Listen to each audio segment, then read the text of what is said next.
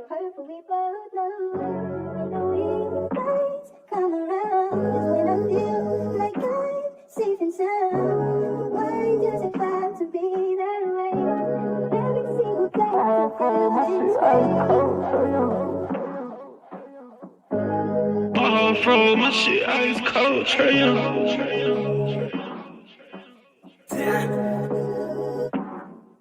And you know I wear my heart on my sleeve. You hitting all the reads, pack your shit like you finna leave. I go and hide your keys, put you in position to win. Bless you without a sneeze, bust you down in all the VV. Yeah, we was getting cheap. Overplay my part, I can't breathe. I feel the pain in my lungs. I thought we really was one. My heart cold like Trae Young.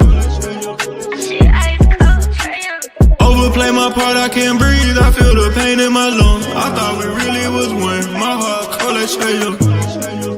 Shit ice cold, Trae Young.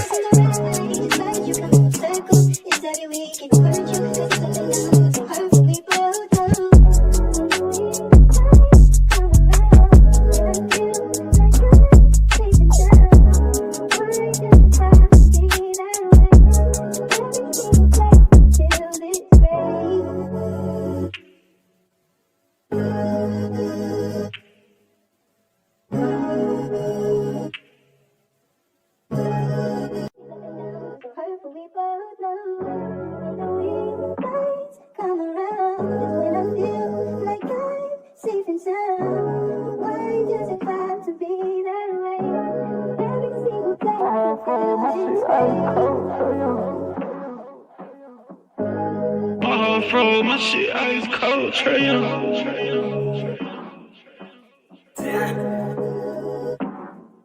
And you know I wear my heart on my sleeve. You hitting all the reads, pack your shit like you finna leave. I go and hide your keys, put you in position to win. Bless you without a sneeze, bust you down in all the VV. Yeah, we was getting cheap. Overplay my part, I can't breathe. I feel the pain in my lungs. I thought we really was one. My heart cold like Trae Young.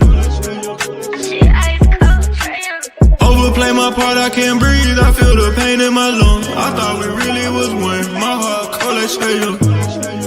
Shit ice cold, Trae Young.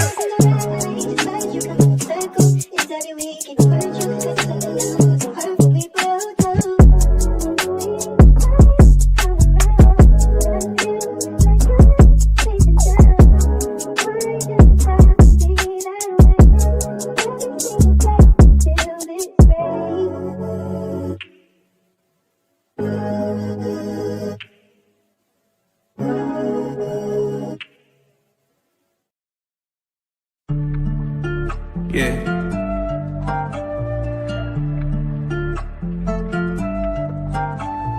Swooping in just like a hawk, translating on a pick in the park. Yeah, swooping in just like a hawk, translating on a peak in the pond. And one baby that's far from a flop. Stay from Marina, we blow out the top. DeAndre 12, he just like a cop. Lockdown D, get it still in a block. Vic got that vision, he passing the rock. Trape up from 30 with 12 on the clock. I hope your best player got really good handles, why? Cause he might get swiped by Daniel's eye. Told him don't leave both get open and wide. Cause he jump away like an ocean, yeah. Chillin' on the fat break, scaring them. But you can't leave on the garrison.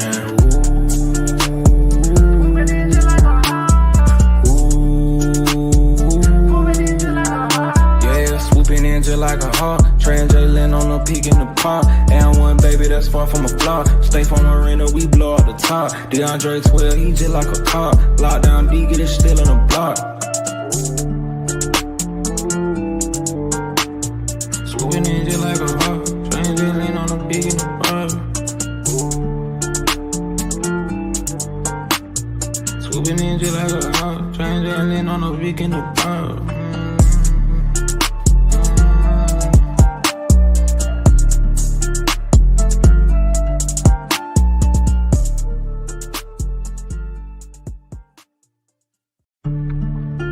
Yeah.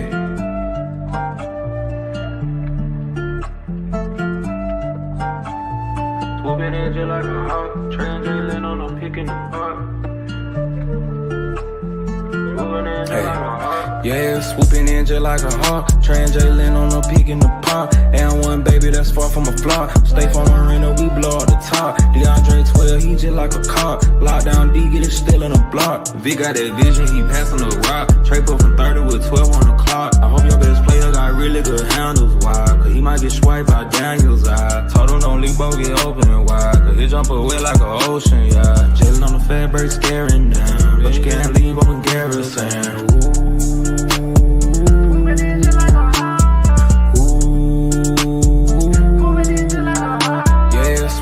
Just like a hawk, Trans Jalen on the peak in the pond. And one baby that's far from a flop. Stay from Marina, we blow out the top. DeAndre 12, he just like a cop. Lockdown D, get it still in the block. Swooping in just like a hawk, Trans Jalen on the peak in the pond. Swooping in just like a hawk, Trans Jalen on the peak in the pond.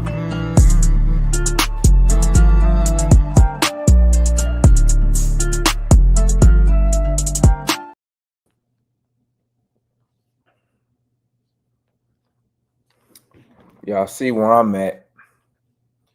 Hey. Hold on 1 second.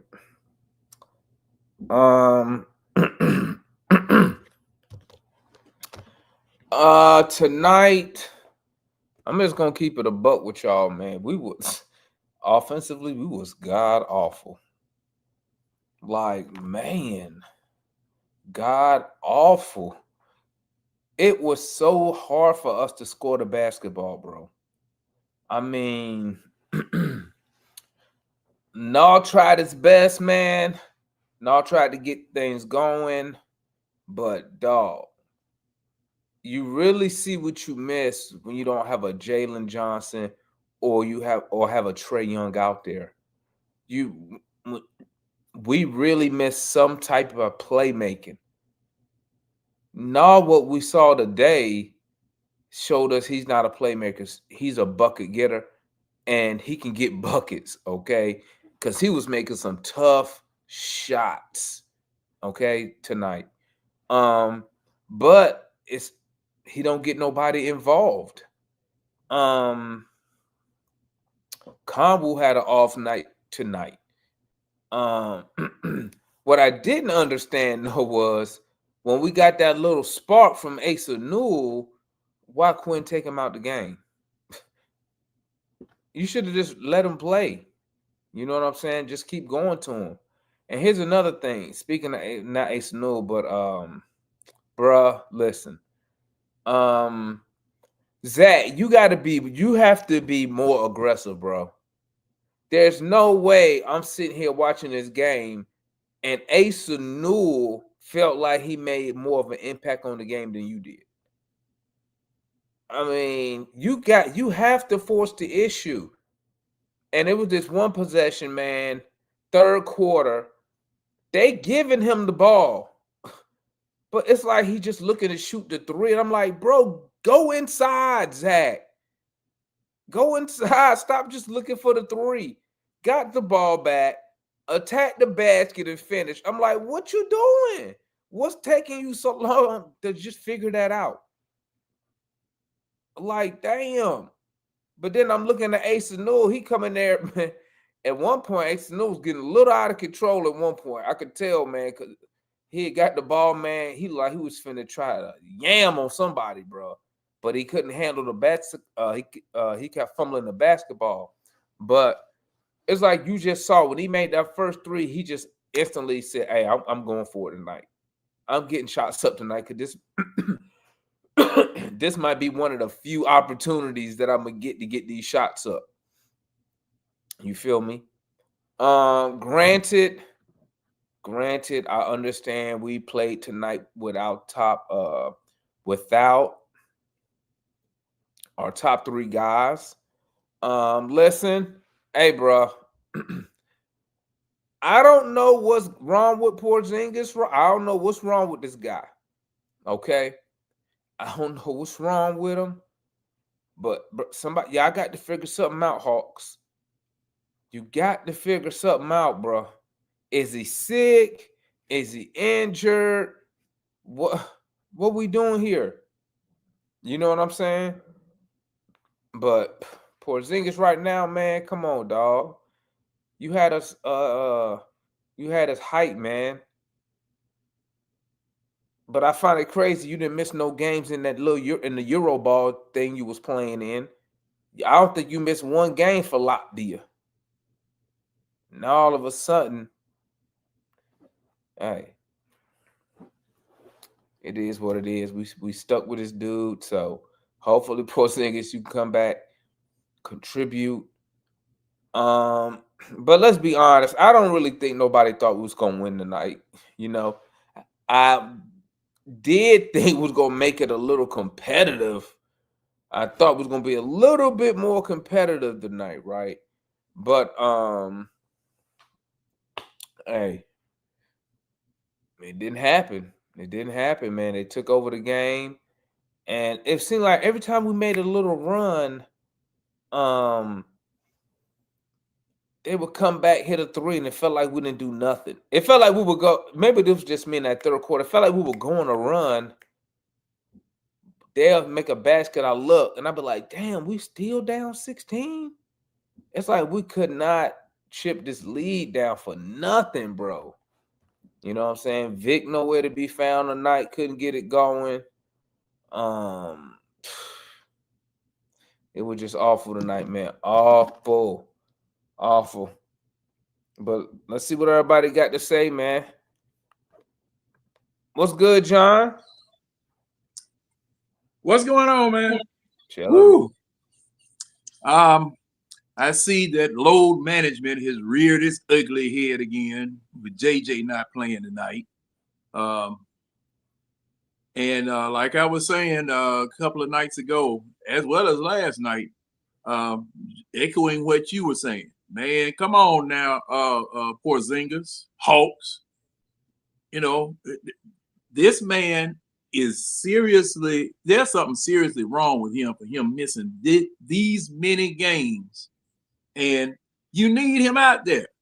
He was supposed to be the bright spot at the center spot, you know, because see, you know, Okongwu is undersized. You know, there were people arguing whether you need to start Okongwu or start Porzingis. No, Porzingis needs to be out there. I mean, you know, we got to do something. We definitely got to do something. If we got any money left or whatever, get me a couple of 7'2" people to take this man's place. You know, starting as well as resting him up, or continue to play Asa Newell. There's no reason in the world that Asa Newell shouldn't be playing more than he's playing at the center spot. Put him down there, okay? And if you look at Asa Newell, in my opinion, is more polished and ready to play than Zach, as well as Jalen Johnson when he first came in the league. The man has a jump shot. He knows how to post up. He bodies people. You know, not as much as I would like, but you know, just coming out of college, you know, he's showing up. But man, I mean, they were cold from shooting tonight. They were just cold from shooting tonight, man. You know, I mean, it was bogey all over again. Shit, we couldn't steal a bucket tonight. Yeah, so I'll wait for the open forum. All righty, that's John. Let's keep it moving. What's good, C Wonder? Hey, what's up, Damon? This is what happens when your two offensive engines are on the bench. The offense just goes to garbage. So, you know, I understand people like Dyson, and he is a great ball handler, but he is not an offensive hub. He's not that. Like you said, Nas is a scorer. He is not a facilitator. You know, Moji gives you a lot of defense, but his offense is still a work in progress. And Double O, it looked like he was lost without his roommate and JJ tonight. So it's sad. I mean, I know they had Kawhi coming back and James Harden, but still, I feel like you could have beat this team, or at least, like you said, kept it more competitive than it actually is. But more than anything else, we desperately need a rebounding big. Like we need, like, Zubac was just bullying the snot out of Okongwu the whole game, and there was literally nothing we could do. They were babying everybody we put on him. Like, we need a guy that can rebound and block shots. At least to back up Okongwu, at least, if not take over. Whether that's Nick Claxton, whoever, I don't care. But we need to, at the trade deadline, need to get a big, like we did with Clint, that can block shots and rebound. But it doesn't get any easier. You got the Nuggets on Friday. So I don't know what's going to go down. But, hey, trade gets reevaluated in 2 weeks. Hopefully Jalen's calf is just precaution, and he'll be fine by Friday. We still got a good team. I still believe in it. We just need to tweak some few things, and we'll be all right. All right, that's the homeboy C1. Salute to the homeboy Tank, man, with the super chat. Let me guess, we're going to blame this game on Quinn, huh? What you think? What's good, Juan? This was it's a pretty bad game, man. For those that want extended minutes of Dyson at point guard as a sole facilitator, I think those views change. Can he do it? Yeah. Can he do it all game? No. He's still young. He's still learning. Mo G can't play 22 minutes and give you a goose egg. Yeah. He cannot play 22 minutes. Didn't stop John Collins and give you a goose egg. That is unacceptable. I would have inserted Asa Newell into the power forward position in the second half and let Mo G come off the bench because Asa pretty much 1,000% scored over what Mo G gave you offensively, which is pathetic. Another good point, a small positive take away from this is Luke Kennard had a really good night. He had 11 and 5. He finally shot the ball. He had no choice tonight. He had no choice. Had no choice to shoot tonight. Vic was awful again. -25 in the box score. 2 of 7 from 3. Like Okongwu was pretty bad. You could tell he's dependent on Trey and Jalen setting him up. Zach, man, I don't know, but the aggression needs to happen. He needs another year, another offseason, getting stronger, hitting the weight room, working on his handle because the offense, if you're looking at it now, is predicated on Zach shooting threes, man. Like last year, he was driving, he was shooting mid-range jumpers, and now he is solely on the perimeter shooting threes. And I don't like it, man. Even this game, we had a chance to take over, showcase what he, from last year. He's just on the perimeter. So, bad game. Wash it away. I hope Jalen's calf is okay. If you ain't been watching around the league, a lot of players, this is the same thing they did with Wemby. A lot of Achilles were torn in the playoffs due to the, sore calf. So, something to watch moving forward. All right, that's the homeboy Juan. What's up, Jay? Hold up real quick, Jay. Shout out Tank with the super chat.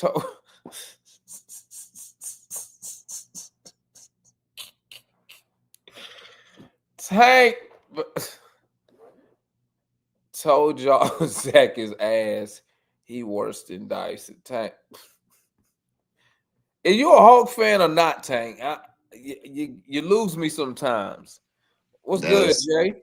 What it do, man? What it do? Look. You said it. Nobody expected to win. I agree with a little bit what everybody said, right? I do think tonight might have been a low management thing for Jalen. I think the NBA just is like really paranoid about calf injuries right now. So sore calf, give him the night off. I mean, he played 47 minutes Sunday, followed up with another 40 minutes on Monday. You got a back-to-back Friday, Saturday. I mean, look, this is what it is. You play well enough, you just, right? Tonight, I mean, two things. There's nothing, like y'all talking about not being a playmaker. I said it, like he's a great scorer, but I mean, you get in the playoff series, like you can't move and pass at the same time. It's kind of hard. I mean, he's good, he's great, but he needs to play with a playmaker. Dyson, Zach, they got to keep getting better. I think 2 years from now, they will be way better offensive players, but today, they just ain't that. KP, I was watching the game. We've been talking about Zubac and moving. I think if I'm the Hawks, because he's an expiring too, I just try to go back. I'd try to go and get John Collins and like Niederhauser, because like they might be willing to take KP's expiring to clear even more money out their books. They're trying to clear money. So I don't know if what we'd have to figure that out, but I think I'd be more interested in just bringing back John Collins. I want to see Mo play. Don't get me wrong, but I just think that John Collins, like, he accepted roles of coming off the bench in Utah. I think bringing him back, I don't think he would be looking to make a start. He would just want to play. I just think, hey, the minutes you seeing Mo in, you maybe got to find like one more big that can play off the bench. Maybe you call up Dante. Maybe even give Ace some more minutes. But I just think that you should really explore just bringing back John Collins. All right, that's Jay. What's good, Marion? What's going on, Devon?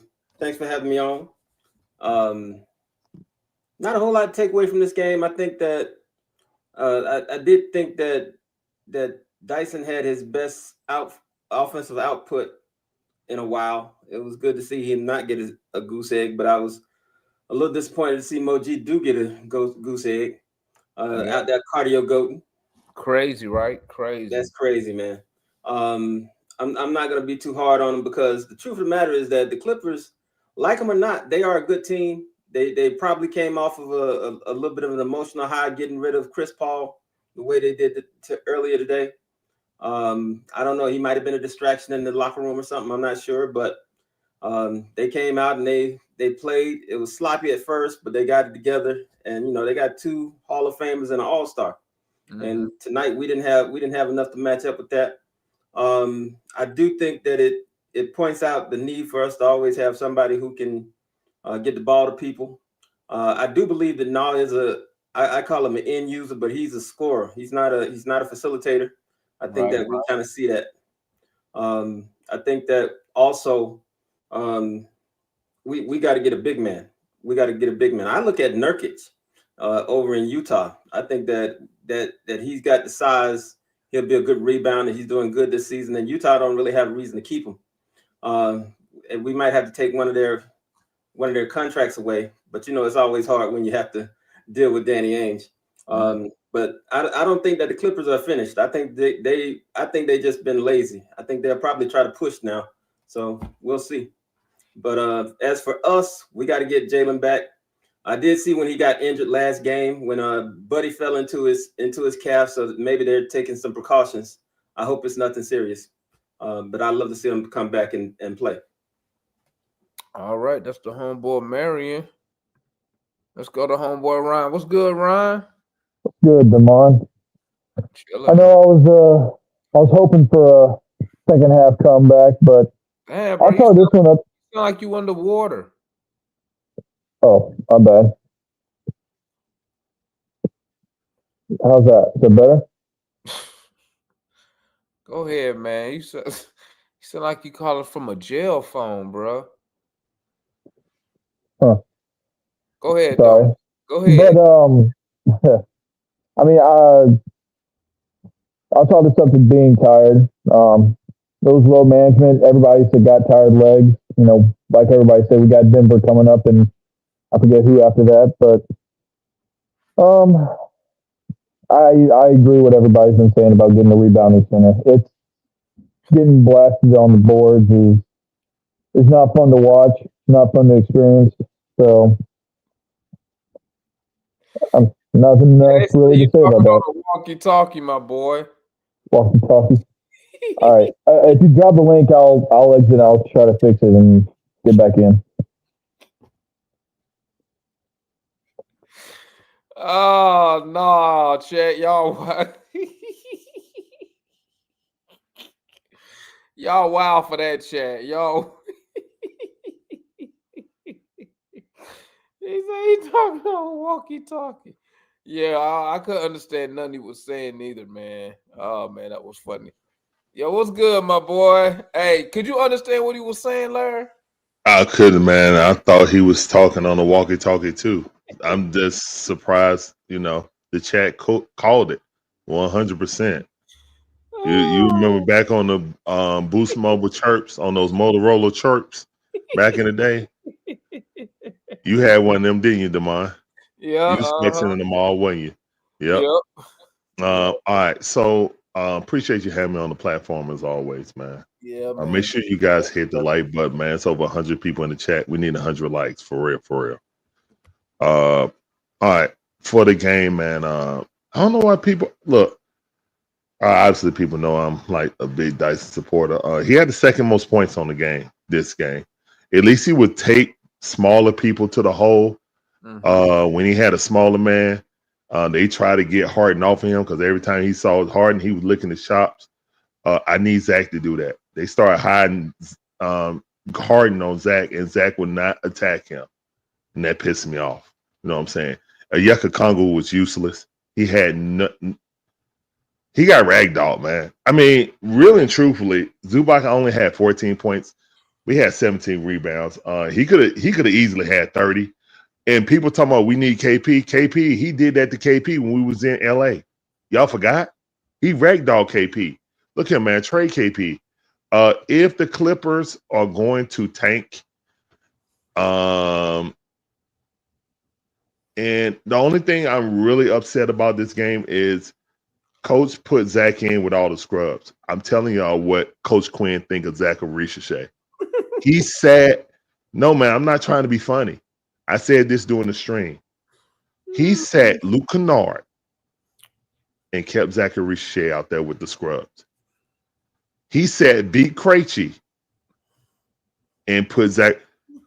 That is what your coach. This isn't minute restrictions, guys. This is what he thinks of the. He didn't want Zach Ricochet. This is obvious. I'm not hating on Zach. I'm not throwing no shade. This is what your head coach thinks of Zach Ricochet. He was out there with Houston. When my rookie, who just came off of 27 points in College Park yesterday, comes in limited minutes and had the same amount of points, Zach had 33 minutes and 11 points. When he had little men on him, Asa Newell, 11 points, missed 2 shots. He's young. We all gonna give him grace. But if he have a small man like that on him, he got it. That's the same criticism I gave a Dyson. I'm giving it to him. You can't be scared, man. You can't be scared. Go to the next person. I feel you. That's the homeboy Larry, man. The homeboy Larry. What's good, Foot? Man, what's going on, fellas? What's going on, chat? Everybody, smash that like button, man. Hey, man, we gonna be okay, man. I mean, y'all gotta start with this microwave mentality, fellas. But we straight. We're in year 2 of a 3-year rebuild. But y'all don't listen to me. These guys are still developing, right? KP is who we thought we all gonna be. A lot of people when we got them, hey, just be ready for the playoffs. This is what you're getting.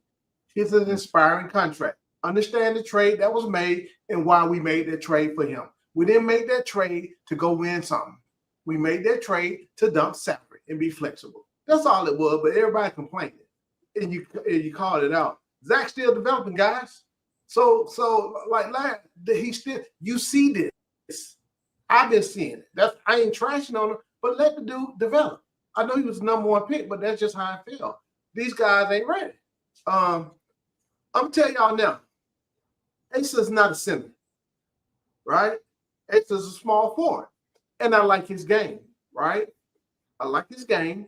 And let him, you talk about what he did in limited minutes. Of course, look who he played against in a lot of those minutes, right? So it's all right. So, Kyle's always gonna say something. Hey, tell long you keep on with them super chats, but now y'all see why I be challenging y'all when y'all talk about Mo G getting more minutes. He's still developing too. He got a lot of minutes. It's all about matchups, guys. It's all about matchups. You stupid. It's all about matchups, right? He's still developing, right? We're getting an opportunity to see where the folks are. And we're missing key people tonight. Of course, it's going to look different, right? Let's chill, bro. That's all. I ain't got no major complaints. I mean, again, I still think we're developing. Year 3, we're gonna be able to do something next year, which is to me next year. That's all I got. All right, that's the homeboy Foot, man. Yo, what's good, Mike? You good? What up? What up? What up? Shoot, bro. Yeah, you bring everybody up here, man. I mean, I don't know what y'all thought tonight. It just another Missed day. our 2 best players. We Hey, missed our 2 man. best players. It is what it is. Hey, Larry, Cujo what said was that? he We plays missed Zach with his peers. Hey, yo, that was said dirty. Come on, he man. said he plays Zach with his Hey, peers. that Yo, was man, hilarious. I that's ain't even concern. gonna lie, Hey, bro. Look, this hey. is the only reason why I said that, guys, because they didn't run anything for Asa, but Asa saw Asa just won it. freaking James He got Harden a on world him. like Like, that. give me the ball. Shout out. Hang on. Can I say But did shout out y'all to see my when Asa laid the ball up and got big What on did John Mario Collins? put up there? What did Mario? We in year 69 of a 70-year rebuild. Hey, man. Hey, Foot, he's shooting at you, Foot. Dog, It's all man. good. That's Who actually was that Asa went nose to nose with, bro, when he scored that layup? Was it John? we talking about Was that John Collins? No, Kawhi. Kawhi said good shot. Yeah, that was Kawhi. Yep. Yeah, because he took Oh man, he drove he was Man, like but did y'all see the confidence he had when he was Harden on him, standing so there? he put Harden on He his put back, Hard, like, give me the bro. ball. Jay, did we say I'm that? looking for the young dudes I'm looking for one of them young dudes between Zach and Dyson to walk around with that much I'm Confidence. him energy, bro. Like Asa, man, I'm telling, I get it. Like, I'm just saying, like, I would start clearing the rotation and just giving him some minutes, like however you yeah, gotta do Asa it. needs to play. Jay, hang on. Asa Jay, I'm needs to telling play. you, Yeah, I wish Hang on, Look, Dyson I'm was serious. back. Like, if you can bring We're gonna have John to trade Collins somebody. back, if you can bring John Collins back as an expiring, he's expiring too. You can find Exists, you a man. little expiring Hey, center to Jay, rebound the ball. You might even be able to give Dante some minutes, but I would really just look at Jay, turning that KP money into JC. hey, Jay, I wanted to say this. I got 2 things. One, this is what I've been saying when I saw Asa. Yeah, he did say So that. great. C1 did say that. Yeah. I've been saying this. This is why I The wanted small forward take take is interesting. exactly. Yeah. But That's the thing- interesting. The He's gonna be other looking at thing the I small talked forward. about Larry. I That's what talked If he to you is. Larry get Chris Dunn, during the yeah, draft. say that, Chris. Hey, C1. I said to Larry, I said we could get Chris Dunn and John Collins for Chris Staff's money. If the Clippers, I would do that for me. Chris I Dunn. think Mary. Chris Dunn might make too much money. No, he makes $5 million. He makes Hey, $5 Mary, million. did you okay. see what I I would do that in posted? a heartbeat. And I think I would do homeboy- that. I think I would do that. I think I would bring back Not Chris yet. I Dunn. would do He that in fits a the heartbeat. defense. Because between both of them, their contracts match. Man, Yeah. and then Chris Dunn would play the Keem Wallace minutes off the bench Yep. Yep. Yes, sir. on the ball. That Did would you work see out it, perfect. Mary? Then we I would think I never like be that. without a Only great thing is defender though, on the court. Keaton actually can shoot a little bit, man. Chris Dunn ain't about to make no shots. Well, Chris I don't Dunn care, can shoot in man. the I Them would threes, rather have man. Hey, a Keaton makes a lot of good timely defender on the threes. court He at all makes a lot of times. timely threes. And one thing I'm Yeah. gonna say now, see, this is what happens when you send somebody down there to that doggone College Park. Now, if I'm not mistaken, somebody forearmed Dante in the face. Yeah. It was they bumped into each other. Yep. It was Will Dante. Riley. It was Matt's guy. Yeah. Oh, dog, man. It was Matt's favorite draft prospect, Will Riley. Yeah. Will Playing Riley. down there in the He G going League. down there, man. No. But Marion, did you see what I posted? I asked you 3 times. I don't know what I got. No, I didn't see it. I Oh, haven't okay. seen it yet. Okay. Because see, I'm gonna have to talk with Jay about that because it was something he said last night. I had to do a little research, and we found out. John, you did research? I always do research, John Brian. always do research. What is it? I will What is ask it? you something you already know the answer to, just to see what you say. I know See, you. you know what? Now see, Ryan, put the sights on the rifle next time. Put the sights on the rifle next time. You be able to hit me. Just trying to keep you honest, sir. Keep me honest. I never lie. Respectfully. Is that so? This Okay. coming from a guy that says Jalen Johnson's lazy. He is lazy. And we ain't getting into that tonight. John. Why we can't go? Wait a minute, you brought it up. You brought it up. Can you say You methodical? brought it up. Can you say it like I he say it's works at his own methodical, pace? Can you say that? See, no. And the reason why, you know, since someone brought it up. See, I would have let it go, but you brought it up.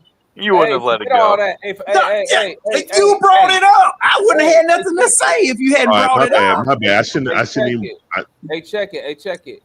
Forget all that. Hey, what y'all think about Cash trying to trade for Giannis? Y'all would it or no? No, I don't know. Well, we I can't don't think so. trade I'd rather Giannis have now. traded That's Giannis. tonight. Did everybody see how the injury looked? I Did gotta everybody It's a see the calf strain. video? It was a no calf contact strain. injury. It's a Night. calf strain. Bro, he Well, was walking up the court now and then the people it in looked like Twitter, somebody the kicked him in people the on back of the Twitter were leg. talking about it. He was Who fake. got hurt? Giannis supposedly Y'all had lying. a Giannis got hurt. No. Oh, look at it. It looked like No. somebody kicked Yeah, him in well, the back of the that's leg. what They they said it was a saying, lower Jay. calf strain, Jay. They It's said a it was calf strain. No I don't damage know, to man. Achilles. A no contact calf The strain. doctors already said it. Oh, so he's not an Achilles? You won. No, it's not It ain't? Achilles. But Yeah, they he jumped on restored Larry's like it stream was. saying that he had tore his Achilles and he was No. dead and three No, other no, no, people no. I got mean, hurt well, beside him and all. I mean, it was let's all got it kind up, of guys. craziness going on. Oh, look up Hoop Central about the Giannis on Twitter. I'm Yeah, looking at it right now. I mean, It's crazy. Like it looked like Well, So, I'll say definitely this. was Hang on, somebody Warren, getting you've been Achilles. checking it out, Warren. hang on. yeah, I'll I say just this. looked at it. The I doctors think Mike confirmed played it's it. just a calf Mike strain. played it for us. I'll say, hang on. I'll say this: the way he went down tonight, I saw another video. He went down similar last year to it, like the same way he grabbed his calf. The same way. Okay, it can be his calf. Yeah. So it could be just his calf. That's maybe his calf.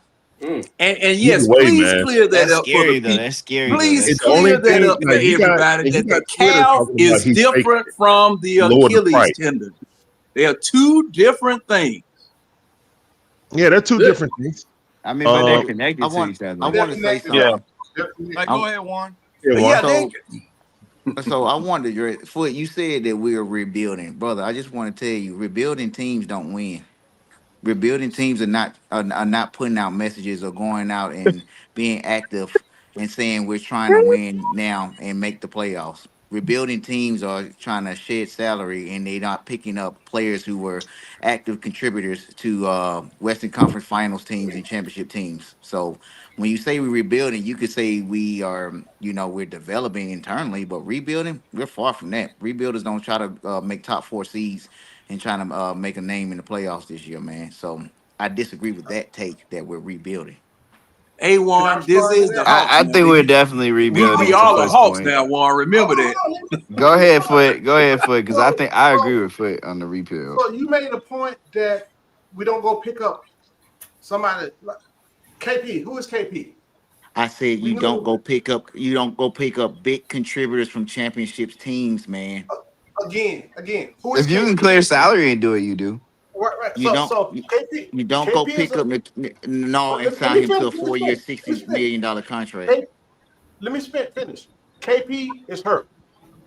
He was hurt. Yes. Okay. They just brought him back for the playoff, right? He was on a championship team, right? Yes, he put in some work, right?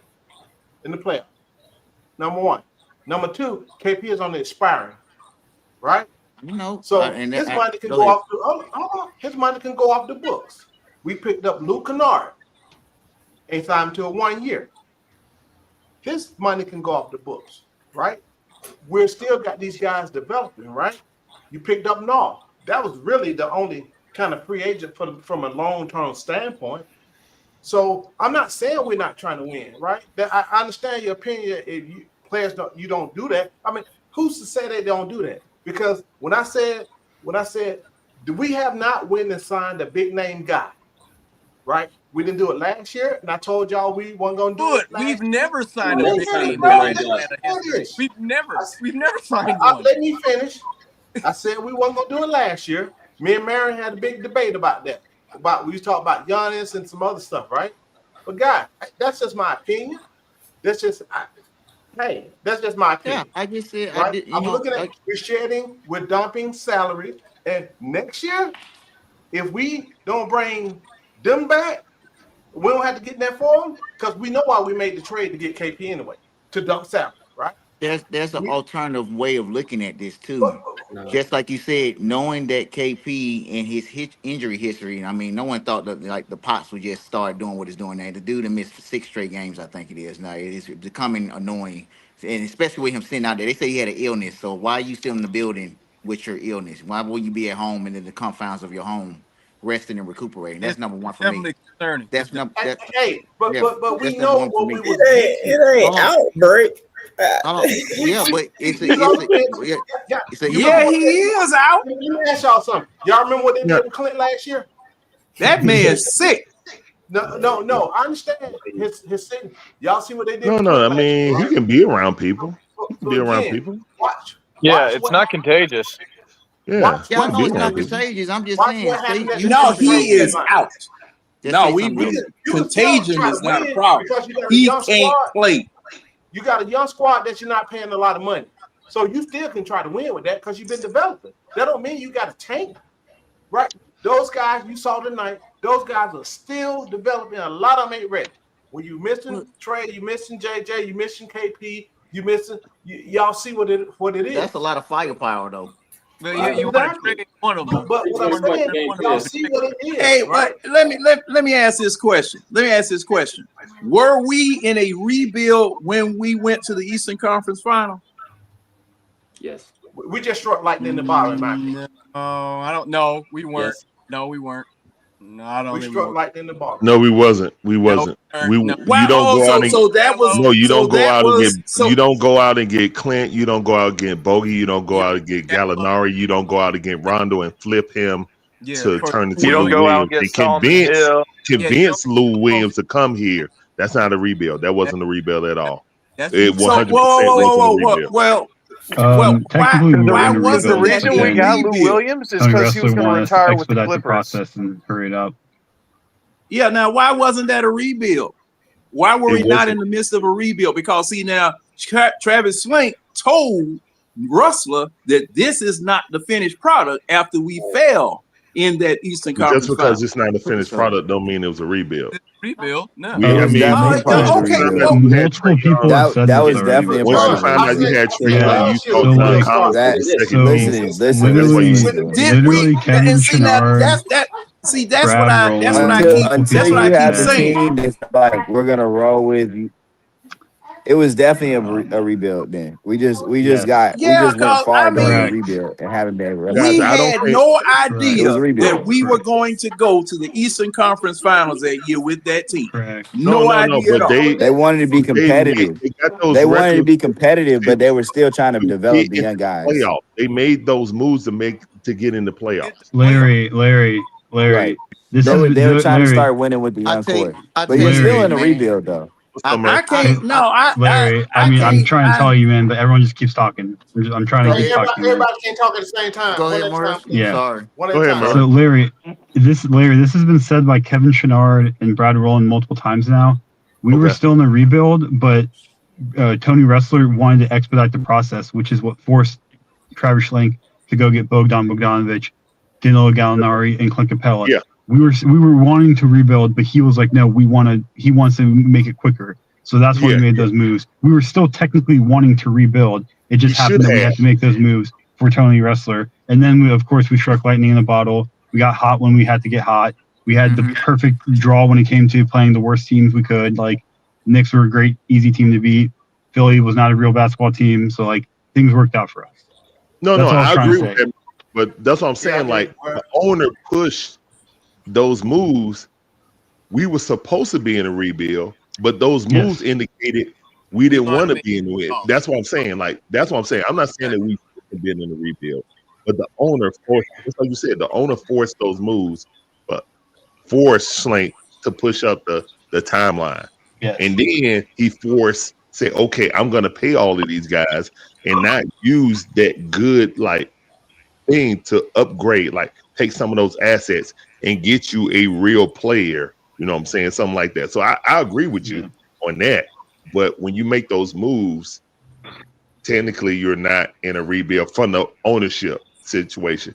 Now, right now, I see what Foot and Jay are talking about, but because those guys are coming off the books, but you don't make a promotion, like your ad and promotion this year is we different.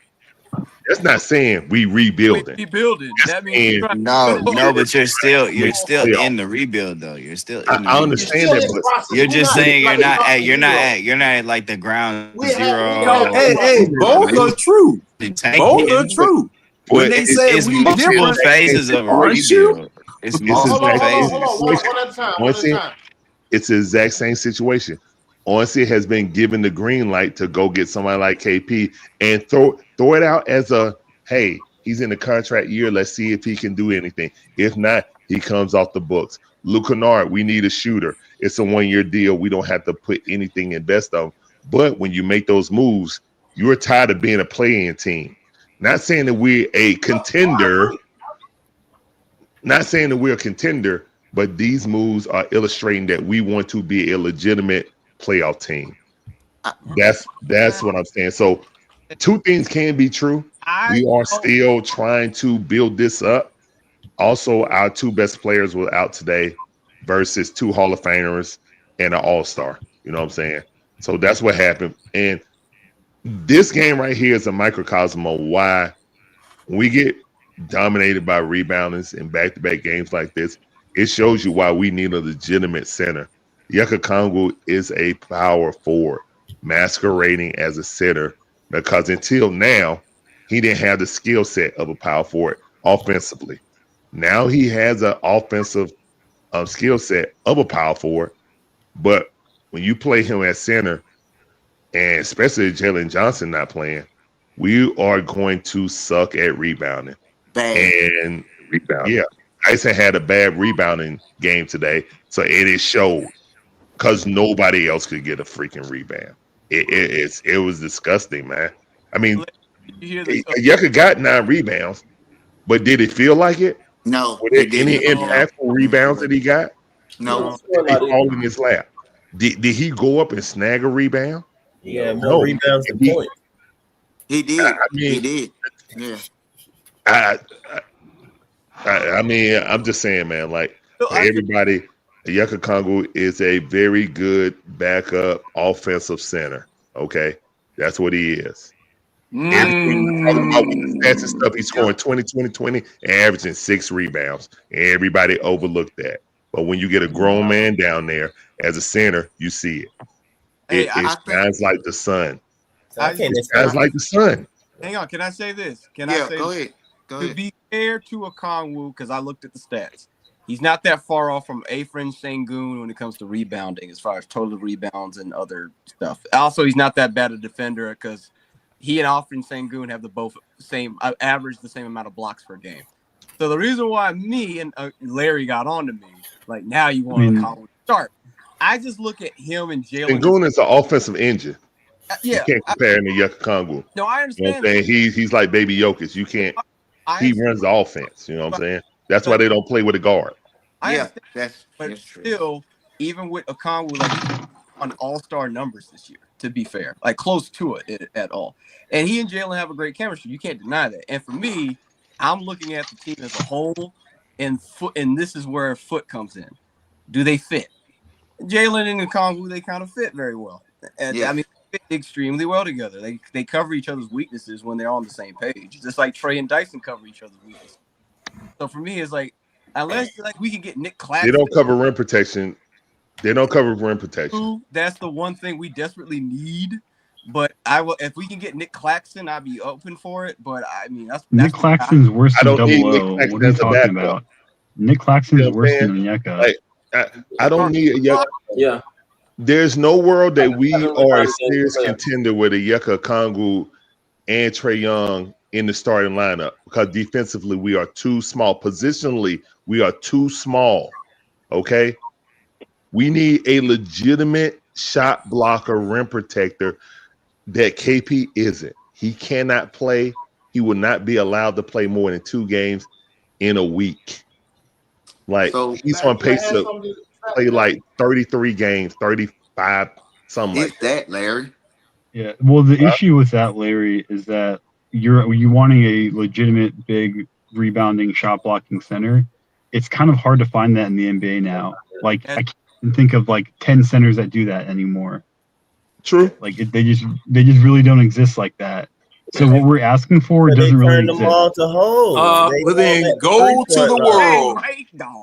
Well, I I'm agree. just to saying, the I this is world. what it is. Bigs Look, don't look. play Let's around the real quick. rim like they used to. Go Y'all to keep the talking about world. shot block. What package can we give to They not in the NBA. Go to the world. Can we give it to him Y'all to keep get talking Zubac? about shot blocking, right? I think from a center standpoint, we just need more And physicality, rebounding. you know, Rebounding. which gonna bring you more rebounding because Rebound. you know Zubac Repeat that foot. What was that foot? You know what I'm saying? He's just body. So it's not really to me. I understand the shot blocking, but the physicality. Oh, you want? Oh, yeah. That Definitely. that 2 foot.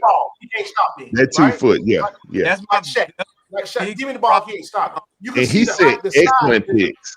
He would be perfect with Trey, to be Oh honest. yes, you seen the size, height, the size, not just the height, but the body when it's good. Yeah. Like it's hard to go around Zubac pick. Yeah, Zubac. He's small. So a player that many probably want, that's just for me, this is my opinion, you know, you ain't got to agree with that, that's fine. A player for me that I would look at for the Hawks is not going to cost too much would probably be Nikola Vucevic out of Chicago, who will help shore up your rebounding. That's just me. That's just me. Oh, He's not well, if a you defensive want guy. somebody Real bad. bigger, go to the world. Well, If you offensively, don't find him in the NBA, go to the I'm world. not They're looking. not NBA proven, John. I'm not looking for. I'm Look, not looking for a starter. I don't need no NBA proven. You're gonna have to raise him Yeah, either way you get it. Juan, the only problem with Starter, Vucevic I'm is just looking for a he's backup. not fast and he's only averaging 9.8 rebounds. I know that. I said for me, this is me. Yeah, you got to raise him. My primary would be the guy that we just played. Nah, but I don't think it's a problem. You don't need a starting center. I don't know. Backup. You off the bench one? That's what you Jay, mean? you don't think that's You a just problem? need it Jay? because you can. The thing is, you can start the games with Onyeka. But if it's not working, then you bring in the bigger body. No, Like that. So it's to me, it's not so much about. To me, it's not so much about who's starting it. It's like who You'll are you be going down to 20 and who's so closing quick. the games. So you think it's You know what I'm matchup saying? dependent? But you're not going to be down 20. How many times have you watched this and we're down 20 when Onyeka starting the game? I'm just saying you don't got if you're getting killed on the glass.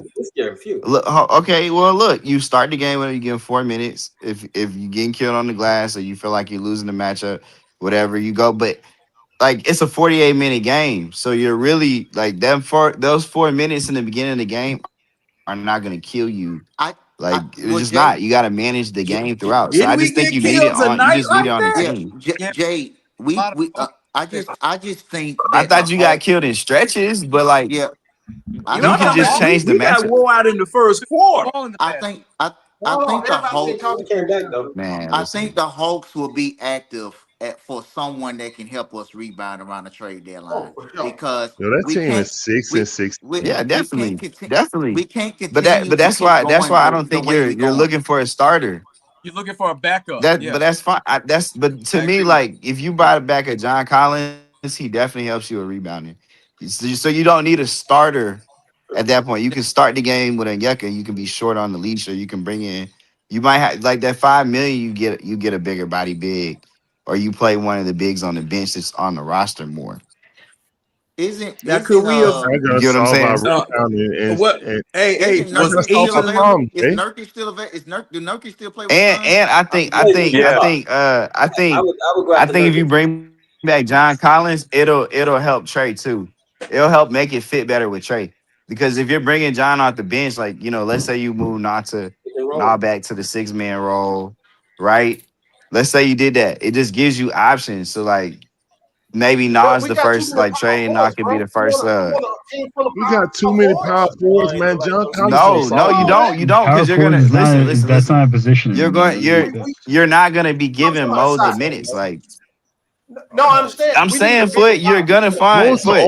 I'm saying got on this team. I'm saying you're gonna find. You go find a big body like John Collins makes less money than KP. So the difference, you just go find a big body center on a minimum.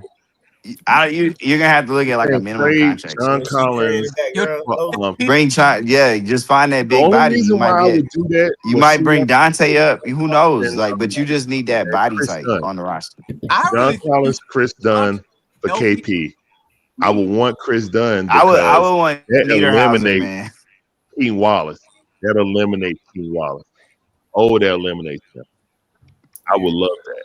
You hate That Keem eliminates one of my problems. I don't hate him, Still but I gotta don't think he's a back good and backup shot point block guard. rebound. Man, I know for a fact John Collins is a I good understand rebounder. that. He rebounds on everybody. He can rebound on big guys. He can rebound on small guys. He I gets a mean, body on the man. Got to remember in that Eastern Conference And he Finals, can, and he's What? coming off the bench. Like he he's was coming off the doing- bench. he was good. that's why I asked you about bro. That's why I asked you about him yesterday though, Larry, the other day. What's up? Because I'm be trying to think about stuff like that, like late type of pick or whatever, who might be a backup switch or the develop. Like you don't think? Oh, okay, yeah. In the draft. No, I'm saying Yeah. that's why I'm bringing up. Well, this time around, I would have looked, but he's small though. I ain't want to necessarily go. Who? Small Who's that? This time You talking around, about Niederhauser? I wanted Ryan this time though. No, but yesterday I was asking him about Blue though, in Georgia, like how he. No. Blue is a guard, man. He ain't no God, center. ain't that what y'all Surreal was is the talking center. about guards, wasn't he? Oh yeah, Surreal is the center. Blue? Nah, I don't need Blue. I thought we were talking about backup guards or something. Oh, y'all talking No, about we're talking about center. Nah. I don't want I Blue. just don't know. Nah. I just asked about. Okay. He's 6'3". Nah, look, man. Trey Young's the last short player I want on my team. If they not taller than me, I don't want them on my team He got a anymore. little bounce though. He ain't No, like man. Trey. I know he do, I but no. mean, 8 foot. I think At this depending on how point, they at play, this point in the honestly. season, I got a question for Foot though about why he said Asa wasn't know a Josh Plays good Green, defense. like, He what got I'm a good 3-point shot he's on playing the this- set shot, but he leaning to me. Blue is leaning more 6'2" than 6'3". I like Blue, but not in NBA. I have to see more, man. I wouldn't do that. I'll look somewhere else. I'm sorry, man. Trey Young's the last short player I want on my team, man. I promise. now at this point, you got But why 9 you say people Asa was a small in the forward? draft, 7 foot of taller I didn't say Asa available was coming up small in this forward. draft. No, he's I And said then Foot. I'm Oh, that's sorry, fire. Foot. Foot. And in That's fire. 2027, I got a man 7'9" coming out of Florida. That's the one I want. Oh, No, he can't even play on his own team, John. you He don't don't even want play. that, bro. That's a Hey, all I want him to do is plant like a can't even doggone run. foot He don't pedestal have He would down be there. awful for John. him. He's not an NBA player. Move me. John, he can't even Yo, run. everybody. I don't need him doing no running. I don't need him doing no running. Yeah, you do. Hey, if we gonna play like we play in the playoffs and it's gonna be a half-court game, I wait for Buddy to get down there. Come on down here. And son. he ain't gonna get down there till 15 seconds. 15 seconds. Okay, and you better make your shot in In them college- other, Oh my God. in them other John. 9. 30 seconds. John, I'd rather John, I'd rather we find someone that's like Jalen Duren than find someone that's 7'10" or something like you're talking about. Yeah. I'd much rather have someone that's 6'10", strong and skilled than someone that's 7'5" and doesn't know how to play the game. Like I don't Well, care what if they're about 8 inches John taller. It doesn't Bowe? mean anything. Can I? You know can I who- propose What about something? John Bowe? You know who I was Why don't we wanting? just play Asa? Why don't like that's a novel idea? Just play Asa. Hey, I'm with you, Jay. Small, bro. I'm with you. How's he too small? He's 6'10". But why do you think he's a small forward? I'm kind of curious. Hey, look. No. So you think He's this power is forward. He in the plays NBA? power forward. I think he can play 4 or 5. Yeah, he's pushable big. He got more grit than any other we got right now. Yeah, if anybody can be Because those fives. I mean, yeah, he's not strong enough, but he'll outwork them to the ball. hey, Murs, what about He's just faster to the Krivas? ball than them. What about Small. Krivas from Arizona? Propose this. All right, I Why just don't like we? So we got to. You heard it? You heard what I'm talking about? Yeah, I heard you. You said what Foot? What you think about him? Don't we got an extra roster spot, right? yes. Yeah, we do. We do. So there's a reason why that roster spot was left open, and y'all gonna find out with trade deadlines. That's all I'm saying. And who is Mustafa Theon? I don't know, man. I'm just Cincinnati, saying. from Cincinnati. Just add a big and bring back the John Collins thing would be nice. How about man. say Chris Staff? You bring Chris, you It'd be trade nice. Chris. Hey, Murs, you froze? Murs, No, I you froze up? Yeah. Oh. So what's up? What happened, John bud? Gillum said, "Would you trade Dyson and KP for Sabonis?" No, Sabonis plays zero No. defense. No, And the No, only way I would he's not. effective if he has the ball in his hand. And he'll never have the ball in his hand with Trey and all. You know a center that I was really high on that we should have taken in the 2024 draft instead of Zach? Well, this is before we got the number 1 overall pick. I was really wanting us to go after Khalil Ware. I think Khalil Ware would have been really good on this I team. think a lot of people were, especially with what Miami had to give up to go get him. It was so cheap. If we stayed at like 10 as where we were predicted to be, out of give me Khalil Ware. No, we should have got Klingon, man. But Hey whatever. man, y'all stop going in the past, man. We got a draft, man. Coming. I'm just saying. Yeah, I mean, look, Zach is gonna be fine. He's just 2 years away. Bro, everybody gonna be fine. He will be fine. He will be Everybody's fine. gonna be fine. We rebuilding. I believe it. I know y'all don't believe it. Hey, but this is what happens. We develop it, and we got to be Listen. patient. Y'all got to think, oh, we drafted him first. Hell, he's 19 with 19. Let them develop. What Yo, about man. Luigi Suigo next year? Yo, man, 7'3". I don't like getting Zach out there with the scrubs, man. What's up, I don't So like do that. y'all see why I said nah? It should be the 6th man. I'm shopping. No, Hey, Mills, I'm I've shopping. always I said see that why I as said well. I'm shopping. I've been saying Jay, I've always said that. He's a scorer. He's Oh, Lord. He Y'all see said why I trade said that. nah? Should be the 6th More man. with the controversy. I get you. Yeah. More What with about the Mara controversy. from Spain? Hang on. Hey, let Marv get in. That's What's up, gonna be Marv? it's hard. You can only score the ball and play a little deep. Like I mean, he got a great 6-man profile to me. I'll say this. Hey, Jay, tell me if you agree with me. I look at Asa. You think Ivisic. Gordon? You think Zvonimir Ivisic. Wow. Both the Ivisic brothers are cool and they're Bosnian, so I like them, but they can't play defense. Jay, They can't play defense. That's what y'all No, talking they're not good defensively. No, they're not. My bad. The dude in North Carolina straight though. Y'all talking about big? Oh yeah. Devon I mean, Moore. Kelly Wilson. I love that kid. Nah, but my You number said one what? big, My though, damn hey, thing froze. the big board stuff I saw though, they had him at 6'11". So if he's What'd you say, 6'11" C. Wonder? I was Man, I was they say his measurements are gonna matter a lot for himself. Caleb Wilson. Caleb Wilson. Yeah, What'd because you say? if he comes in at like 6'9", I it's ain't gonna be talking about bad. Caleb Wilson. You're Hey, fellas, hold on. Let Marv get in, man. Go ahead, Marv. everybody today. Oh, too he many got to somebody else he want to trade now. You trading Zach? trade. Everybody, hold I trade Zach for Giannis on. right now. Let him talk, man. Let him talk, bro. I knew we lost as soon as I walked in the stadium and saw Mo Gay starting instead of Hey, you Jalen went Johnson. there? My fault, bro. My fault. Yeah, I didn't know that he was. Did anybody know he was out? I didn't know. I looked at He was. They put him questionable like 3 hours before the game. I literally Wrote looked him at out, like, the 30 minutes before. Load Y'all, management. I watched. I looked at the report, and everybody was fine, and then I got there and he wasn't, so I knew we lost. But it was us.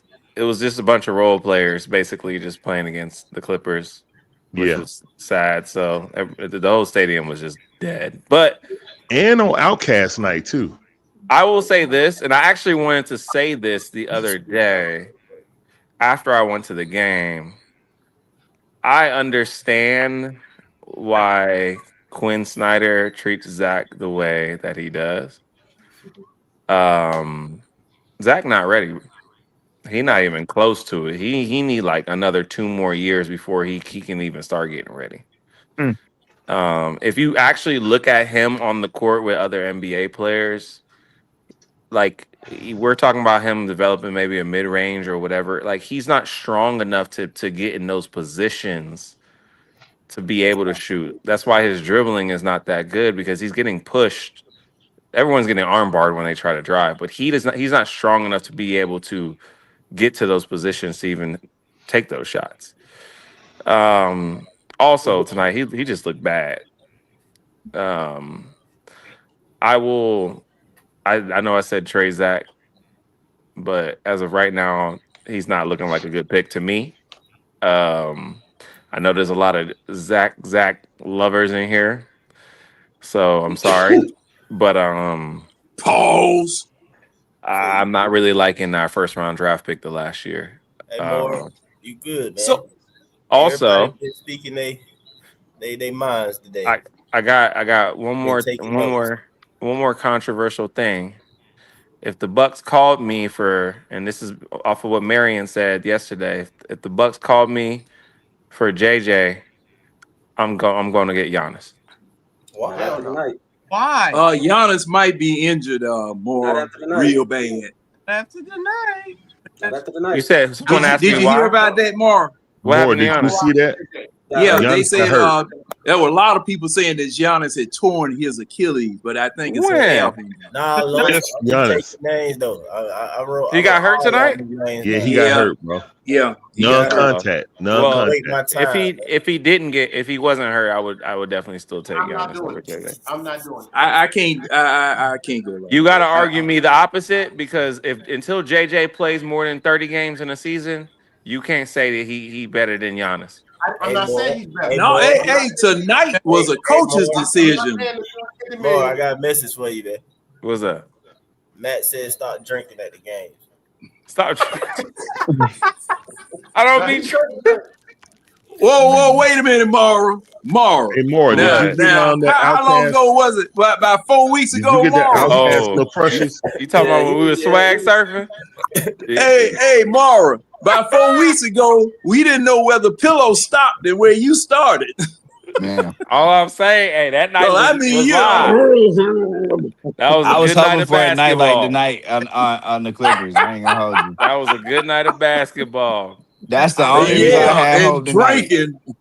drinking. More. Did you get an extra one of them Outcast joints? No, I didn't. I got there late. So you get it though? Womp. He didn't even get one then. No, I It ain't was get only one. for the My first home, 5,000 people. yeah, my homeboy got one, but I got there right when the game started. Jay, Womp. when I look at Asa, tell me if you agree with me. I think it would enough like strength and like muscle build, he could be an Aaron Gordon type guy. Asa? Who? Asa, Aaron Gordon from the Nuggets. Aaron Gordon. Nah.